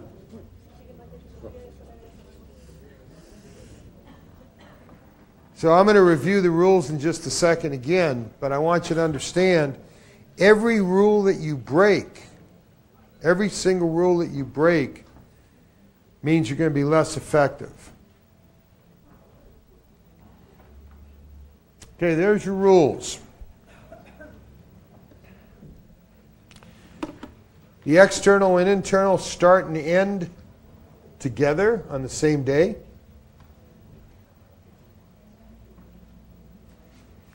Every referral that you get from your members that joins gets a gift.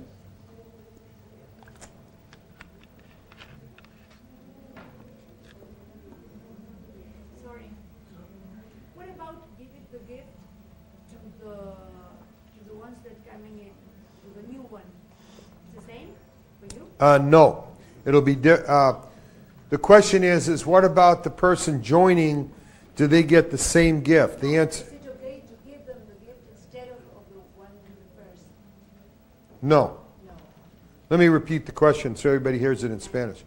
The question is the person joining, do they get the same gift or do they get a gift?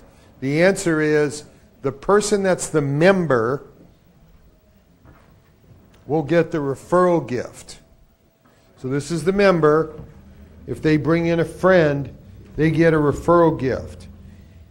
The people that are joining from the public, they will have some other reason to join. They'll have some discount or some other gift. And so when they join, they become a member, they then can bring their friends, and then they'll get the same gift. Yep. Otherwise, we're giving out the same gift to both people, it loses its effectiveness. The third thing that we have in there is that grand prize. Oops, sorry. The grand prize. Now what I will tell you is how what we say in English, it's kind of a slang word. It's called the grand prize is a pie in the sky, a big dream, you know. So you bring in the most members during the fall promotion, and what happens is you win the trip to Montana. You see, not anybody really wants that, but anyways, they win a trip to Bogota, Colombia, right? So actually Hawaii is the way to go. Or they win a car, an automobile. Now, you think that's kind of strange. I have a client in Lausanne, Switzerland that went out, found a sponsor, said he'll give him a car lease for 1 year if he could advertise in the club free. And so they took the car, they put it in the front of the club and said, win this car for 1 year. Very effective. And we've done that on many occasions. Geneva, Switzerland, there's a factory called Coran d'Arche, and they make ballpoint pens that cost $200 to start, and they go up to $2,000. If you brought in a pen, this was a very exclusive club in Geneva. If you brought in a member, you got a Coran d'Arche pen. So you can fix it accordingly to your dues, to your market, to the relationships you have with people in the area. I think one of the really good gifts is a shopping spree at a sporting goods store. Trips work really well. Today, electronics work really well. Widescreen TV with a DVD player. Grand prize. People like that.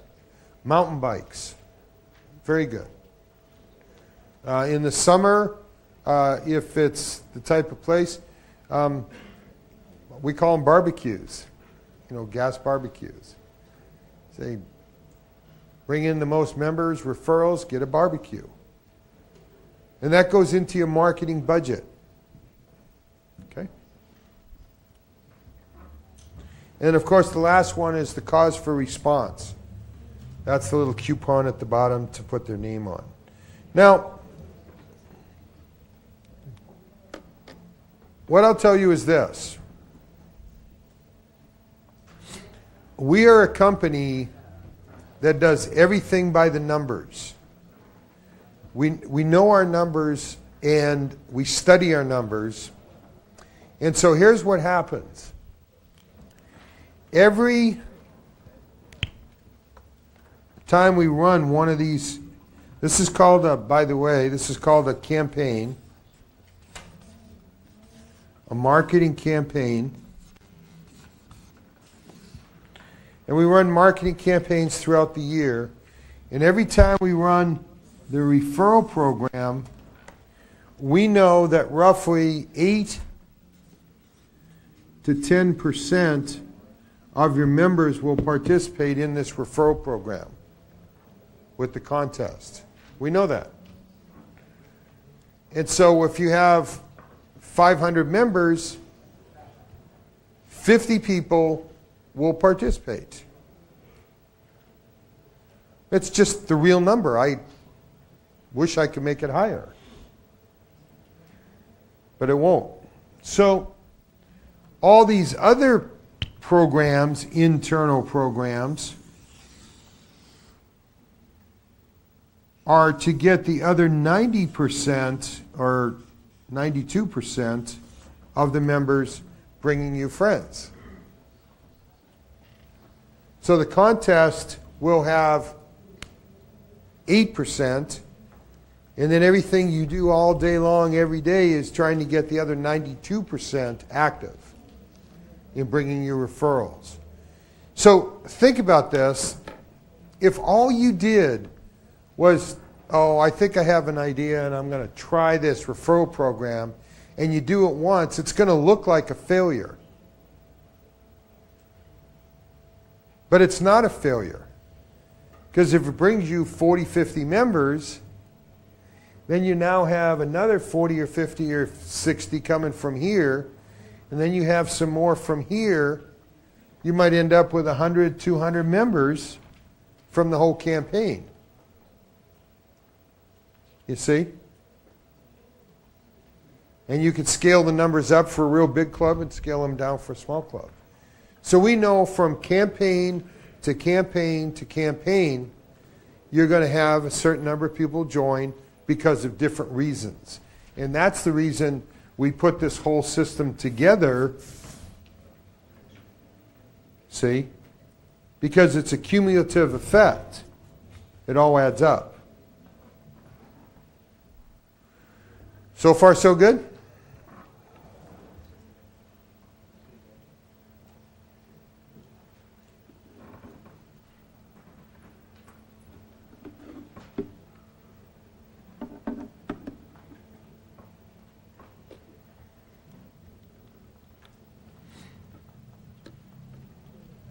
So if we look at a summary of the point of sales,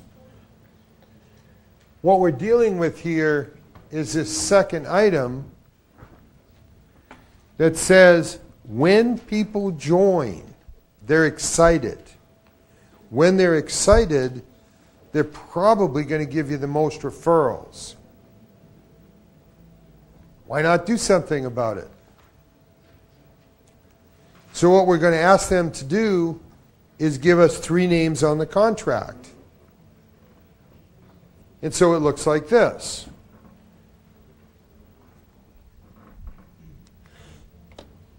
So it looks like this. 7-day ambassador sponsorships is right on your contract. Right there. 7-day ambassador sponsorships. Name, phone number, any other information you can get. Email, address, whatever.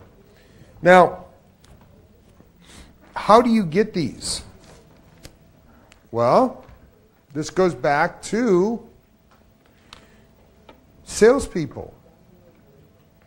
It always goes back to salespeople and being a professional. And so, if I have found out what makes you want to be involved in fitness, and I can make you feel like we're going to do a good job for you. Remember yesterday, the 7th law of club management is friendship, hope. Hope, remember hope? If I can fulfill your wants, needs, and desires, then I have your confidence. If I have your confidence, then you're going to tell me the name of the person that you want to be your workout partner or your friends that would like free guest passes. So when I say to you, I need, listen to the language now, I need to have you give me 3 names of people you would like me to send a guest pass to. One more time, I need to have you give me 3 names of people you might like me to send a guest pass to. When I say that to you, it's not at the beginning, it's at the end of our sales program. And so if I say that to you, you're going to say to me, I have confidence in this person. I just bought a membership. Yeah, I need 3 guest passes for these 3 friends. I'll give him the names. It's a whole lot different than getting a piece of paper in the mail that says put your friend's name down and send it back. Nobody will do that. And I can tell you, I can tell you from 30 years of experience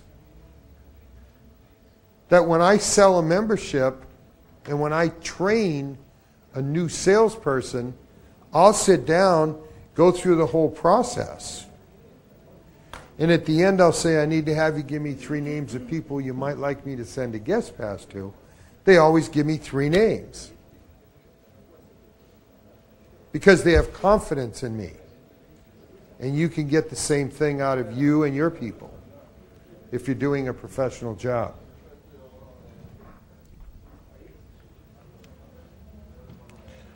So as you print your agreements, you should have 3 names on the agreement. 3 spaces. And this is on, you can take a look at this on our website, CMS website.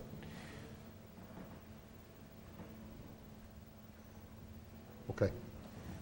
It's time for a break. They're setting something up, coffee or something or whatever's back there. Yeah. Okay, time for your break. We'll get back here. I got another movie to show you, and we'll finish up strong and hopefully get everybody's questions answered. Thanks very much. To watch another version, it only takes about 4 or 5 minutes, another version of our marketing video. Of course, it's in English, and it'll be a little difficult to understand. But as you look at this particular version, this is designed for corporate memberships. So when a company, when a health club is in an area where there's a lot of companies or businesses, we'll use this to get into the idea of getting a corporate membership with the employees belonging to our health club. So why don't we start this and you'll see the difference.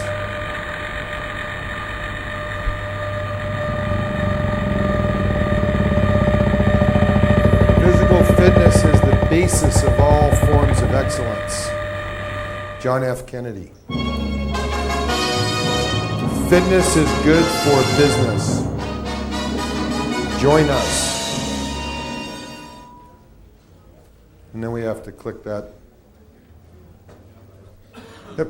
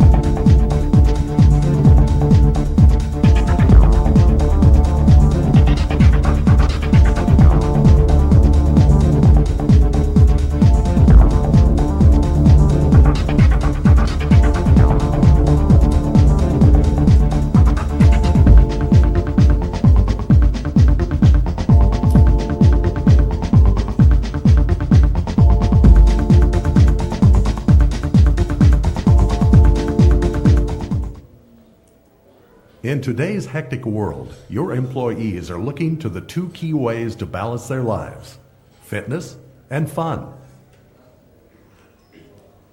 Why would anyone run on a treadmill that goes no place? Why would they ride a bike that has no destination? Why climb on a machine that conquers no hills? Because it's not where they're going that counts, but how they choose to take the journey. A healthy and fit employee is a happy and productive employee. The word is out. A fit employee is a key ingredient to improved productivity. So take the fitness path to improved profitability. Many companies such as GM, DuPont, PepsiCo, Exxon have already started. For many of our members, the club has become a place to go before or after work. Fitness is more than just a pretty body. It's a way to reduce accidents and absenteeism. We'll start by evaluating the current fitness level and design personalized programs for your employees and help them get more out of every single day. We have special programs for all ages and body types. It may be their opportunity to learn a new sport or skill. It has become apparent that exercise is the miracle we all have been waiting for. In recent studies from all over the world, it has been shown that exercise, even on a moderate level, provides us with significant health benefits, from living longer to preventing diseases.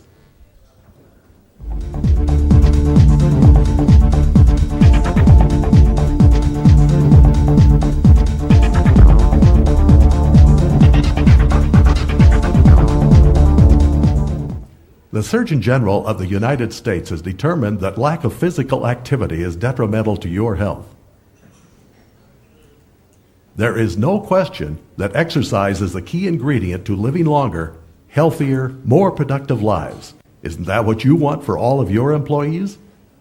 Our club, although independently owned and operated, is a member of the exclusive CMS International Club Group. We are the only one in this area. This affords you, as an employer, many special benefits. It all starts with our CMS Certified Professional Management Team, which guarantees you the highest level of service and care, and ensures that your employees will always be treated professionally. Another benefit is the CMS World Travel Pass, which allows your people to use other CMS member clubs worldwide at no charge, allowing them to stay in shape wherever they go. There is no time better than today to start your corporate fitness program. Make your decision to improve the bottom line. See the enclosed flyer for details regarding our corporate fitness program called Fitness is Good for Business. Join the club of forward-thinking business leaders today.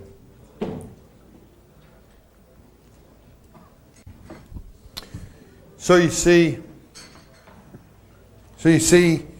you could take a similar approach to promoting to businesses, and we could actually give this CD, which we do, to our members to give to their businesses or show at their businesses. And so then we have a website that matches up to this imagery, and the website continues the process of getting businesses involved in buying memberships at the clubs. So the CD or DVD drives the people to the website. The website all of a sudden finishes them off in terms of, okay, I want to become a participant. Then it gets turned over to a salesperson. So you deal with companies in a very similar way as you deal with individuals. Does that all make sense? You see, and with this, we will be talking over lunch on how to convert this to Spanish so that you'll be able to use the same imagery with just a new voiceover for developing corporate memberships in the clubs here in Argentina or Chile or Peru and so forth. So, on the internal management, we're going to the existing members of the club during the course of each day, not just with the big contest, but with a thing called the courtesy list or do a friend a favor card. And if we go back to this absolutely beautiful graphic that I put on the wall here, we see we now have our contests, but then we also have the point of sale, which is 3 names on the contract.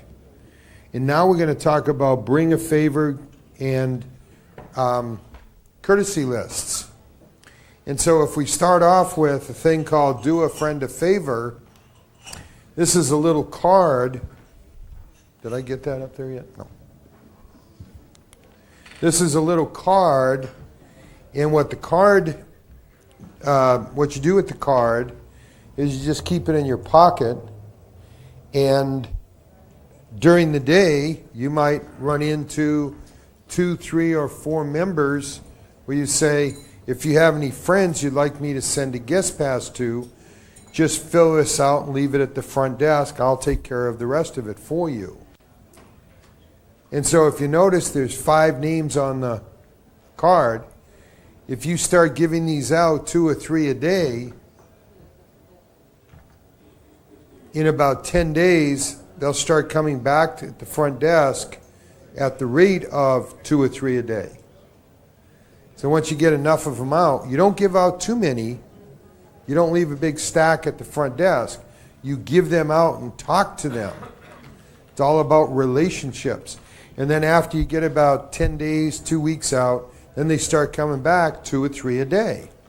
So now if you get 2 or 3 a day and there's 5 names, that's 10 names a day.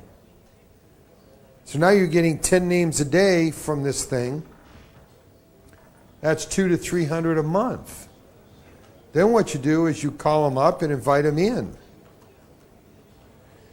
And then when one of them joins, then you get 3 names on the contract. So now you're producing leads from your existing members. When a brand new member joins, they're excited, so they give you 3 more. You sell 1 more out of that. Then all of a sudden, you're generating memberships without even spending a lot of money.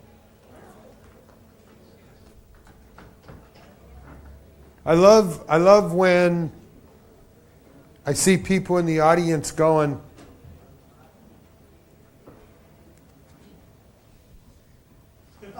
why the hell didn't I think of that? I love that look because I know it's starting to get through.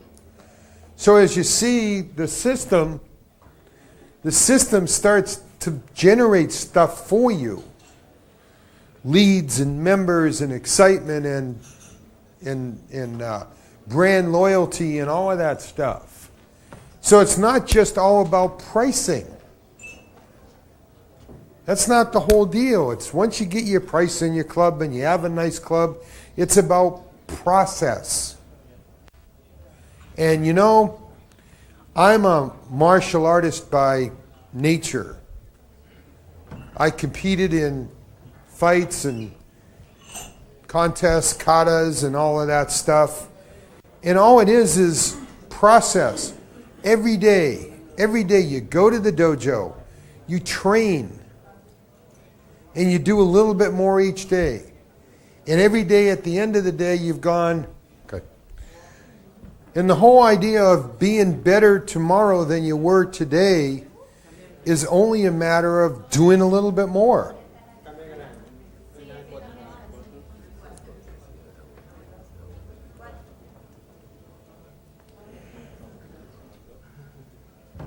Okay, one more time. Let's do a test. Can you hear me now?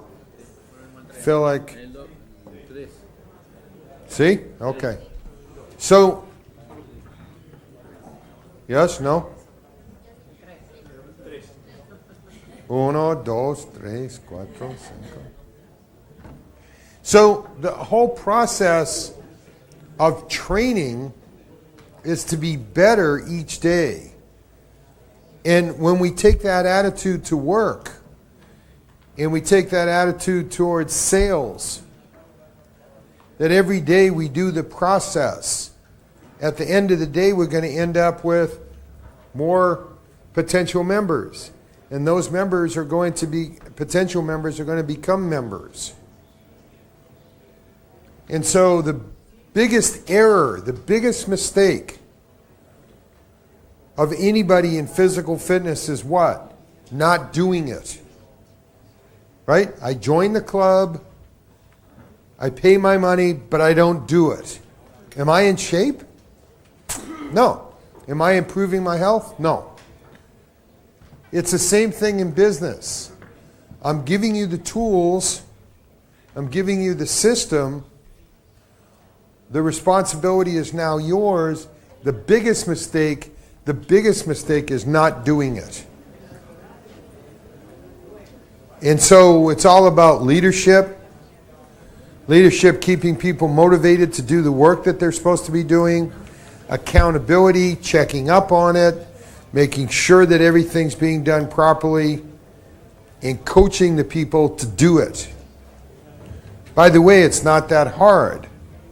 This is not nuclear physics. It's just a simple process of talking to people.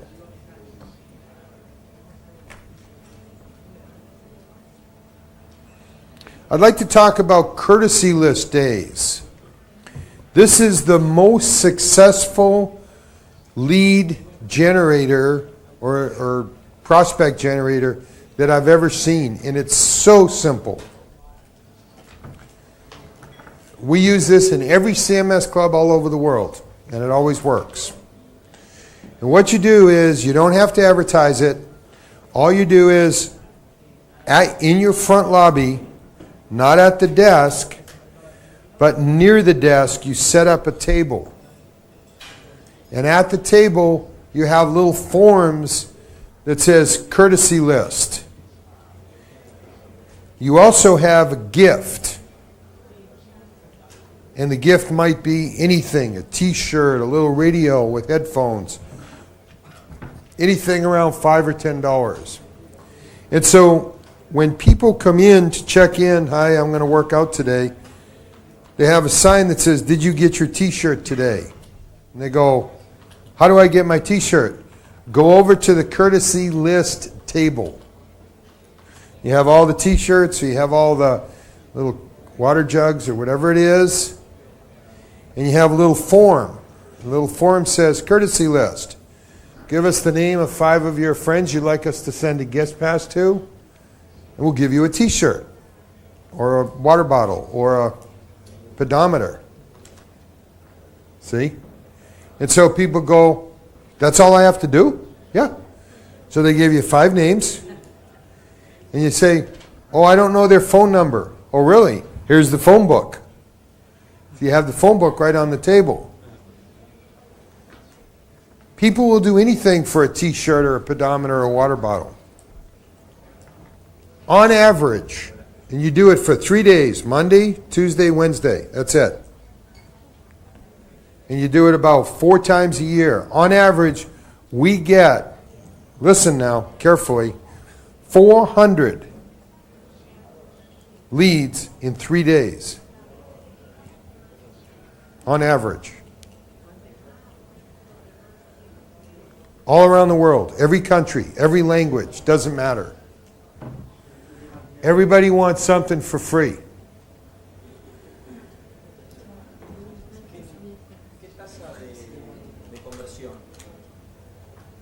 What is the percentage of conversion?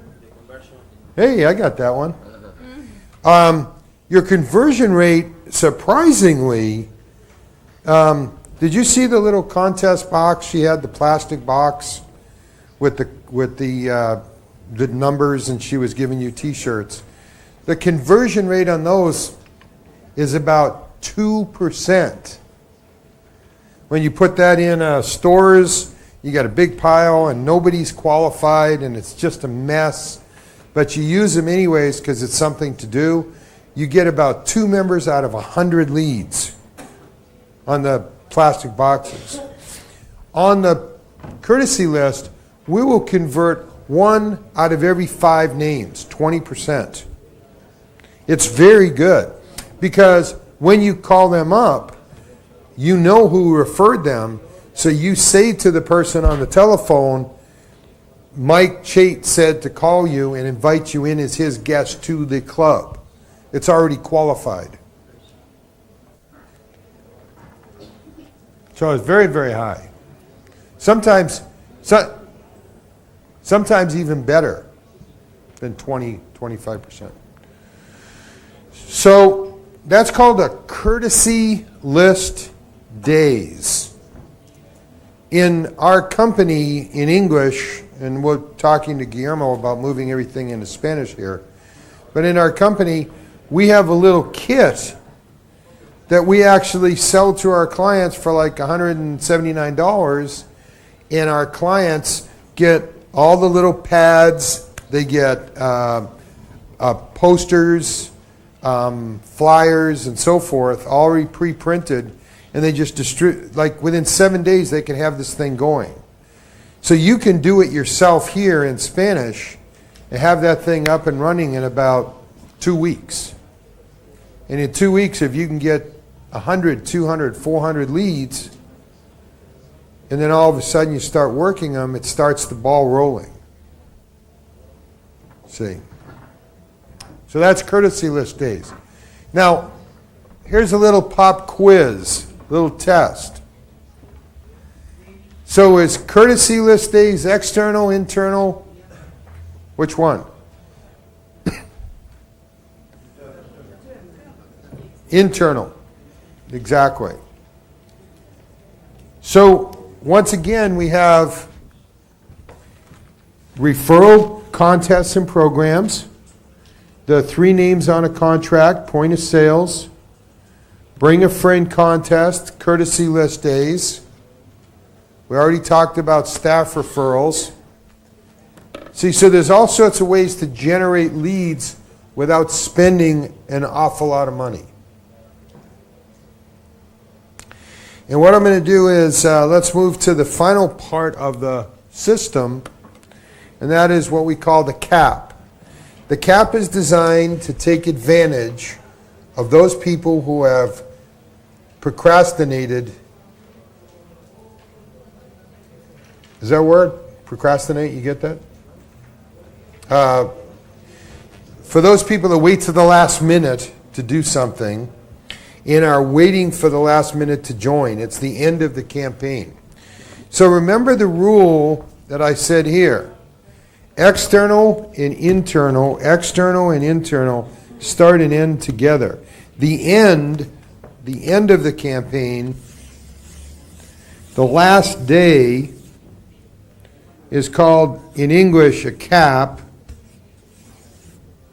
or in this case, es el final de la campaña, the finish of the campaign. So, why do we do this? This is not a mistake. We don't do it just for fun. What we do it for is because there are 2 kinds of people. There's people that are proactive, that do things now because they should be done now.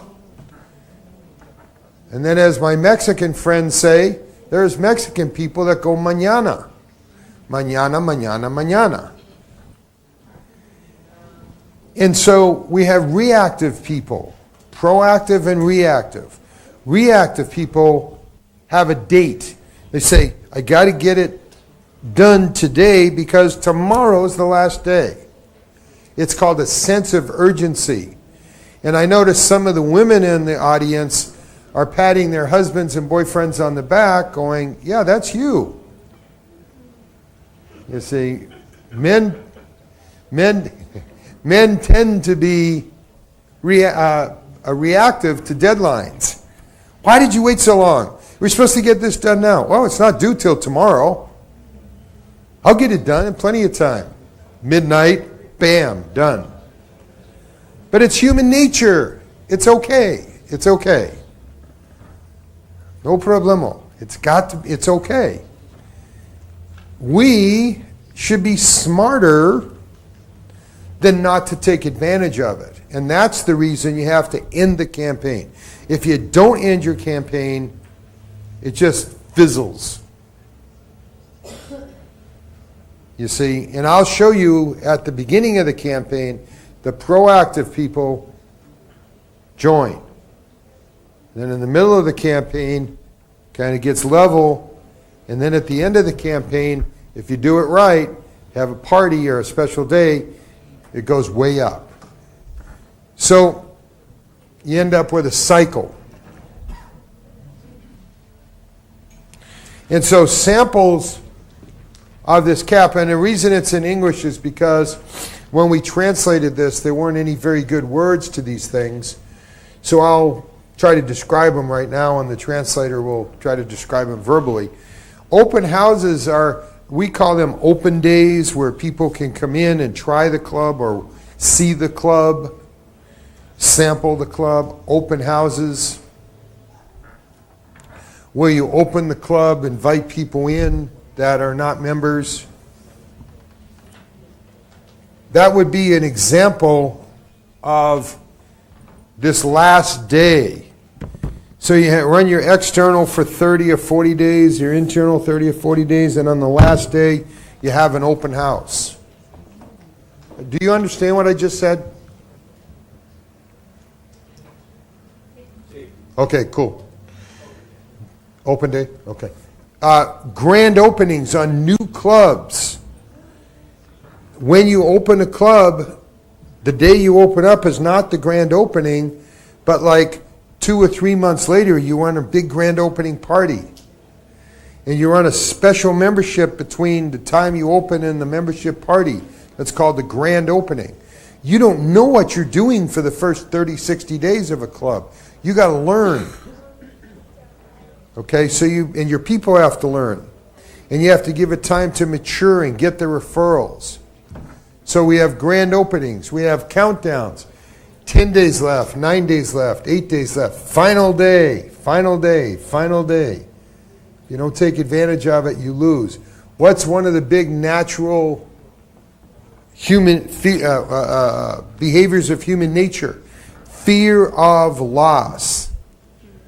Fear of losing the good deal.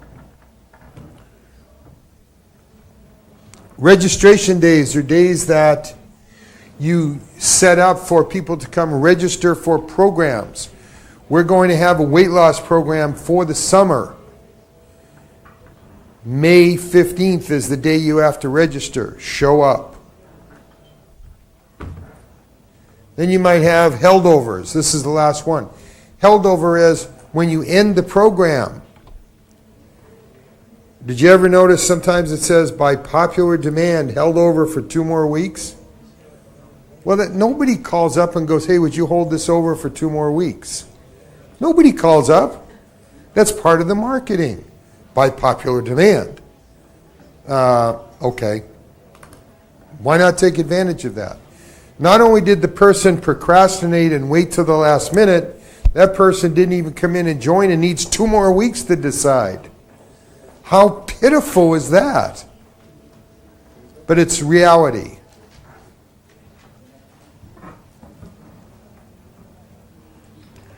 So here's an example of a CAP. Celebrate fun and fitness. Spend a day, uno dia, with us at the club. I didn't say with us.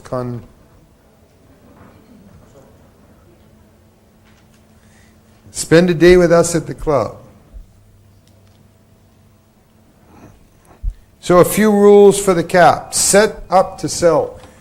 You want to sell memberships on the day of the CAP. Make sure you have a table set up so people can go and join. Have tour guides, people that will show other people around the club.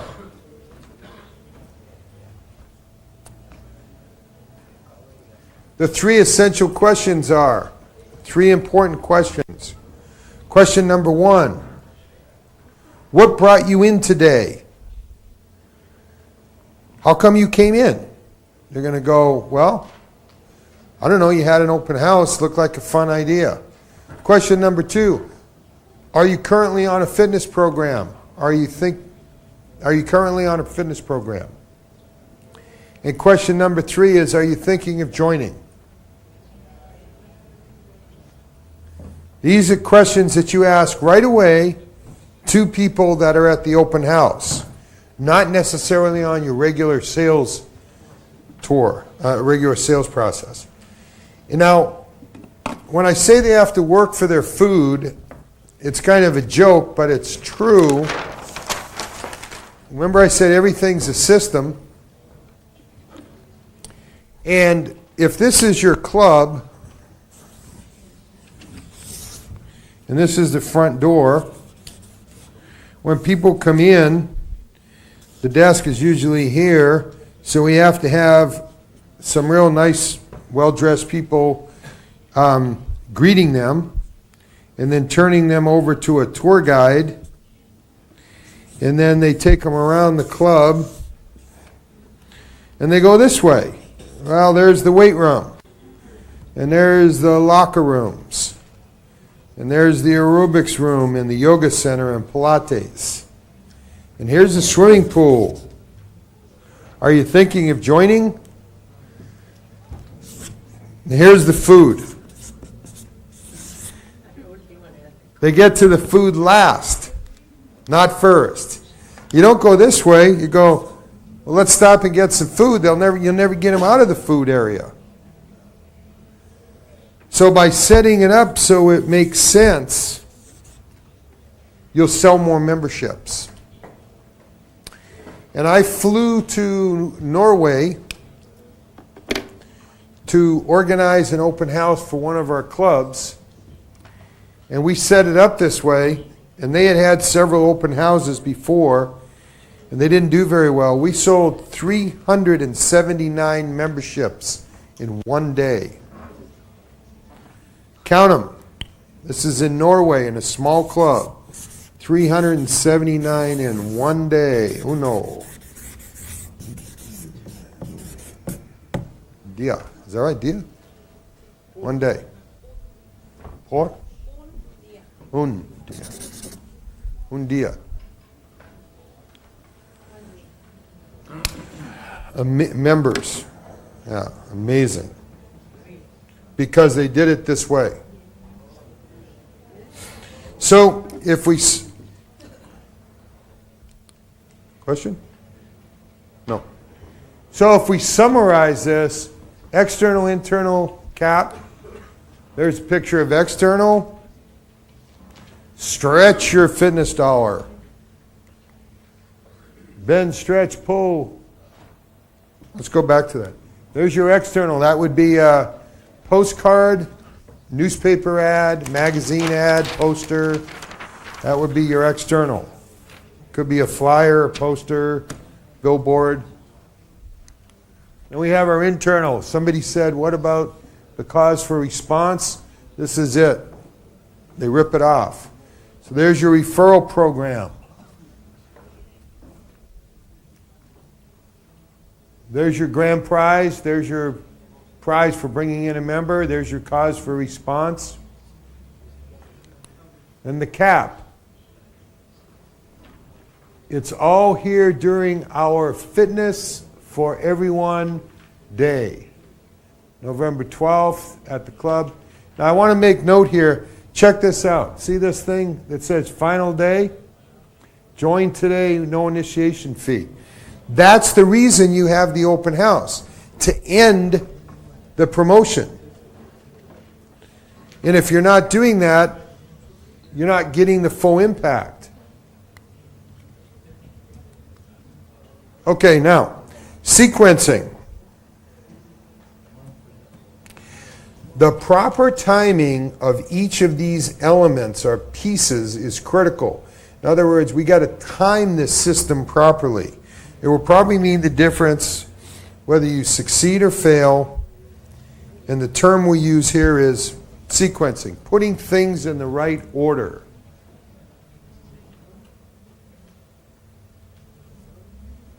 Okay?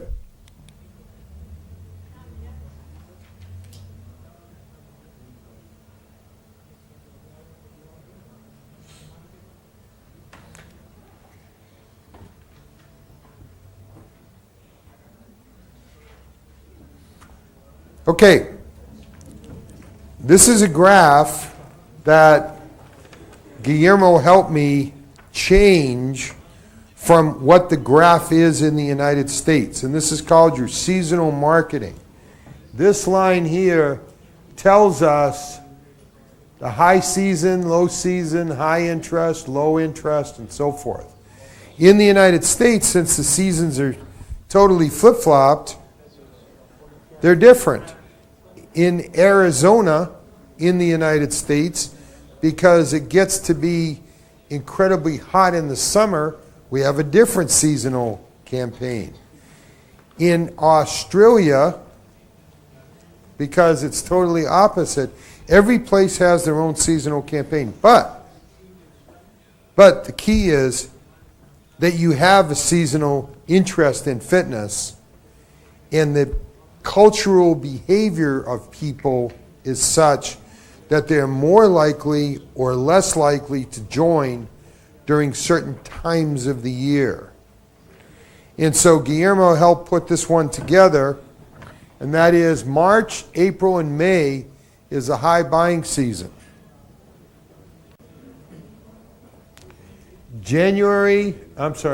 March, April, May, June. July, August, September is a high buying season. And then October, November, December, January and February are low buying seasons. And so the whole concept of putting these pieces together into a system, the whole concept is simple.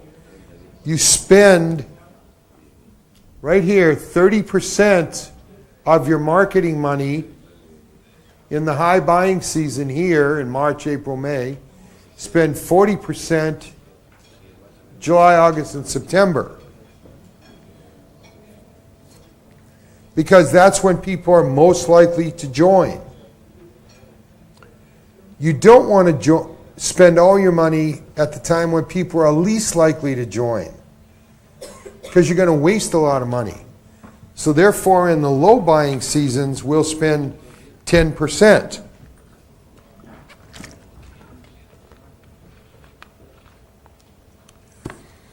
I have people who will argue with me and they'll say, well, when people are not going to buy, I want to stimulate them by spending more money. My answer to them is, go ahead. I don't care if you waste your money and you want to be stupid. It's not my money. But if you want to get the most out of your money, you advertise when people are most likely going to buy. Then you get a bigger piece of a bigger pie. So let me, I know this is going to be a stupid question, but Christmas here is December 25th, just like every place in the world. Is that correct? Okay. That's good. That's good. Now, you advertise typically Christmas gifts and shopping for Christmas between December 1st and December 25th. Because that's when people are going to buy. Correct? You don't advertise Christmas in the middle of June. Right? I don't care if we're in Argentina or we're in Russia or America. You advertise when people are going to buy. And that's what this is all about. When the peak is high, that's when they're likely to buy. High peak, high peak. Now what this is an outdoor swimming pool complex. If you have an outdoor swimming pool complex in the summer, then that's another reason for people to have a high buying season. So you can add a third one. That's the reason you would add an outdoor swimming pool. The only reason, by the way. So during the two major seasons, you have a major campaign and a major campaign. Then here we have seasonal, and seasonal campaigns. 30%, 40%, 10, 10, 10. And so if you sequence here, external, internal cap, and you spend 30%, you should expect 30% of all your sales to happen at that particular time. But see, guess what? Even if you don't market and you don't advertise, you're going to sell 30% of your sales at that time. Here's the problem. 30%, if you don't do any of the right things, it's going to be a really low number. If you do it right, you raise the number. It's still 30%, but it might go from 50 members to 300 members because you've done it correctly. So you're not changing human behavior. And in mathematical terms, you're changing the amplitude, the height of the curve. So instead of, watch this, instead of this being here, it's all the way up here. You get a higher level of response within those seasons. And you're going to do your open houses or your caps or your grand openings At the end of each campaign, see, it's right, boom, right there. And you go right, boom, right there. See? Those are your major open houses, 2 a year. You see? So it's a real science. And we know if we just keep doing it, and you just keep doing it, and you just keep doing it, and you just keep doing it, it's just like physical fitness. You're going to get fitter. It's almost impossible not to get fit. Even if you don't like what you're doing, your body just doesn't care what your mind likes. And you keep doing bicep curls and you go, I hate these, I don't want to do them, but I'm going to keep doing them. Ultimately, you're going to get bigger biceps. And it's the same thing with membership sales and marketing. Ultimately, if you just keep doing what I'm telling you to do, you're going to have a heck of a lot more memberships. Even if you don't like it, you don't want to do it, and you hate salespeople, and you don't want to pay them commissions, ultimately what happens is it has to happen. You see? So sometimes it's going to work great. Sometimes it's going to work a little bit. Sometimes it's just might not even work at all. But we have a club in Sherrville, Indiana. When I started with them, they became a client. They had 2,000 members. They've been doing this now since 1981, and they just keep doing it every September, January. They just keep doing it. They have 10,000 members now. 10,000. It's a $10 million club. And they don't do anything different than what I give them. There's no miracles. Is there any miracle in physical fitness? Anybody here have a miracle? No, I don't think so. If you did, if you had a miracle, you'd be a millionaire. You wouldn't even be sitting in here, you'd be up here. So there's no such thing as a miracle. It's all hard work. And it's the same with marketing. You adopt the system, you implement the system, you work hard every day, and when everything is said and done, you're better off than you were a year ago, 2 years ago, 3 years ago. I have two words that I've learned over the years. I'm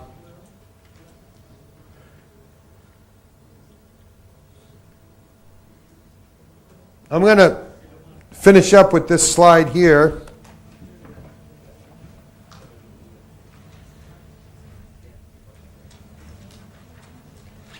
And what I'd like to show you, and I'll teach you the two words in just a second. Within, okay, now watch my cursor. Within this point and that point, March, April, May, is that. That's that point and that point. So this is another cross-section of that time period. At the first third of your program, your proactive people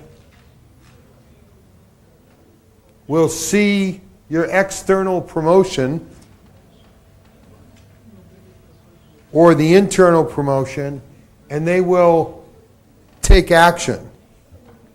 So you get a pretty good little membership jump. That's the first third of that time period. So you depend on your external at the beginning. We call that the start, as if it were a road race. You're running a marathon. It's easy. Here's the start of the marathon, right there. Then the second third, you pace yourself. But you notice the sales will drop off, but you have to get on the telephone and contact people. Remind them that the end of the race is coming, the end of the campaign's coming. And so the last third is the final kick, and that's all about urgency. The reactive people that end, like that guy right there that's sleeping, the reactive people will respond to the final communications and the cap. Then if we have a 2-week held over, you get another bump in sales. So then if we go back and you overlay that whole thing right here, you see you get an up and a down and an up and a down. And that's ultimately what that whole thing's all about. External, internal cap within the system, using the right tools, the right systems, the right applications. And I'm going to give you a final thing to write down. And it's a lesson in Japanese. And the lesson in Japanese is Kushin, Kushin. Kushin. And the second word is Doryoku. Doryoku. Doryoku. And the last word is Seiko, like Seiko watch. Seiko. Kushin means sweat. Sweat and determination. That's what you bring to the table. The knowledge I've just given you. Kushin, sweat. The willingness to work hard. Doryoku is sacrifice. The willingness to sacrifice the present for the future. Be patient. Know where you're going. Know that it's going to take small steps. Perseverance. The willingness to take those small steps every day. The willingness to do your push-ups. The willingness to do your weights. The willingness to get out on the road and run. The willingness to make your phone calls. Talk to your members. Follow the system. Sweat plus sacrifice. Kushin Doryoku and Seiko will happen to you, which means the results will happen. You will be successful. You almost cannot help being successful if you apply the philosophy of Kushin Doryoku Seiko. It will happen to you. It will happen to your industry here in Argentina. It will happen to you individually in your clubs. And with that, I'd like to say, muchas gracias. Thank you for having me, and I'll be back soon.